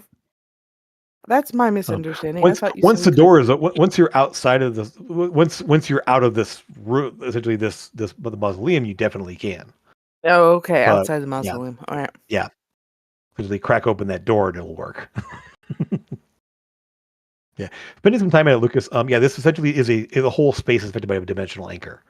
And also disrupts any communication inside or out. Scrying will not work in and out of this space.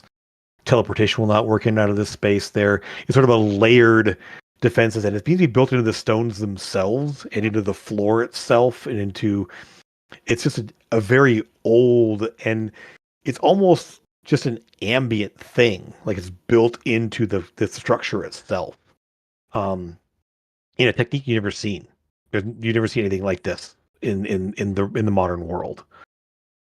This is an ancient technique, and Grim, though he's not here specifically, will say this thing has been built. This has been here 500, 600 plus years.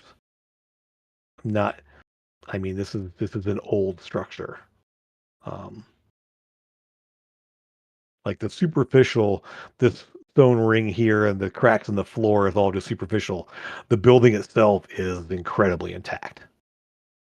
Even the collapsing of the stones on the back wall over here, it doesn't go through the wall. It's just sort of like the outer facade. The stones on the interior wall have been scraped away partially, but the walls are like at least a few feet thick.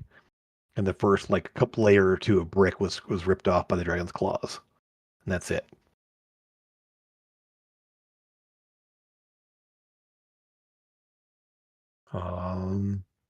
So yeah, the only way out you can figure out is opening that door.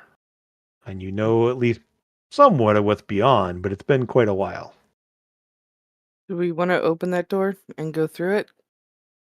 Is that our plan to get out of here?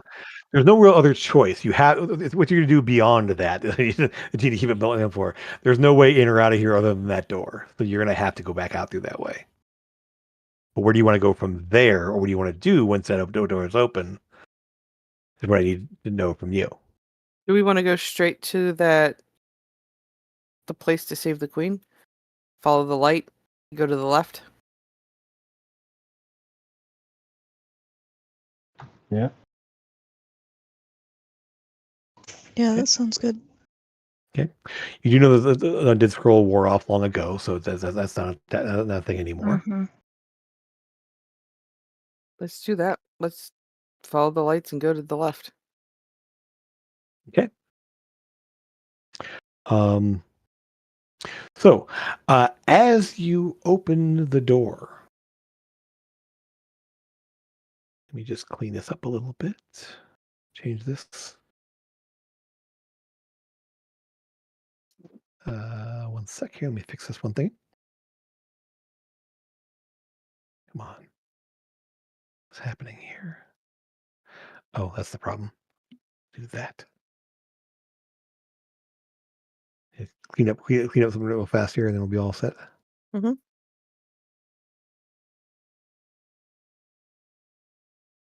Okay. Just fixing your tokens so they're not.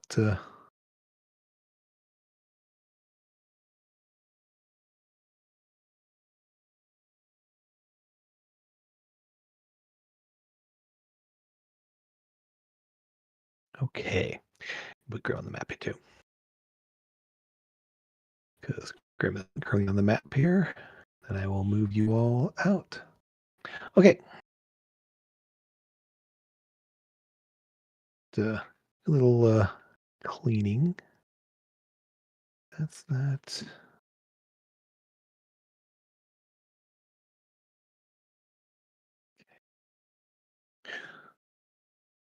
Okay, all set.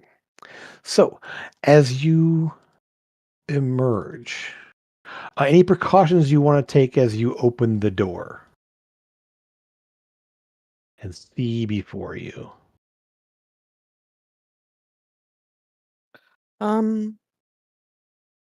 You will hear the sound of stone on stone cracking away as they seem to have gotten back to work.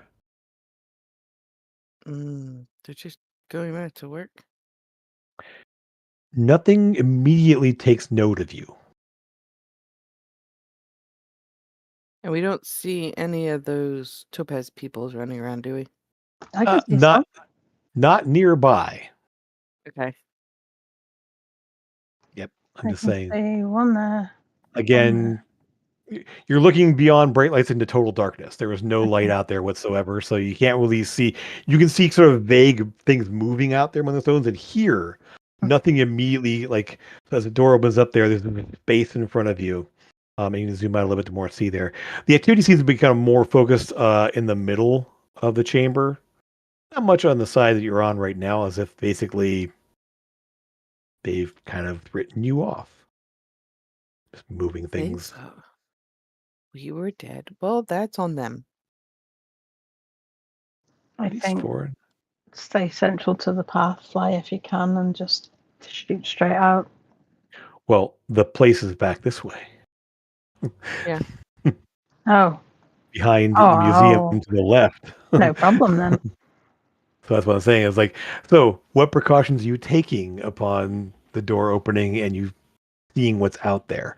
Yeah, you can't make out specific details or what's out there other than there's shapes out there working. Again, you're kind of sort of like somewhat night blind from the bright lights of the dragons here. These are dragon statues.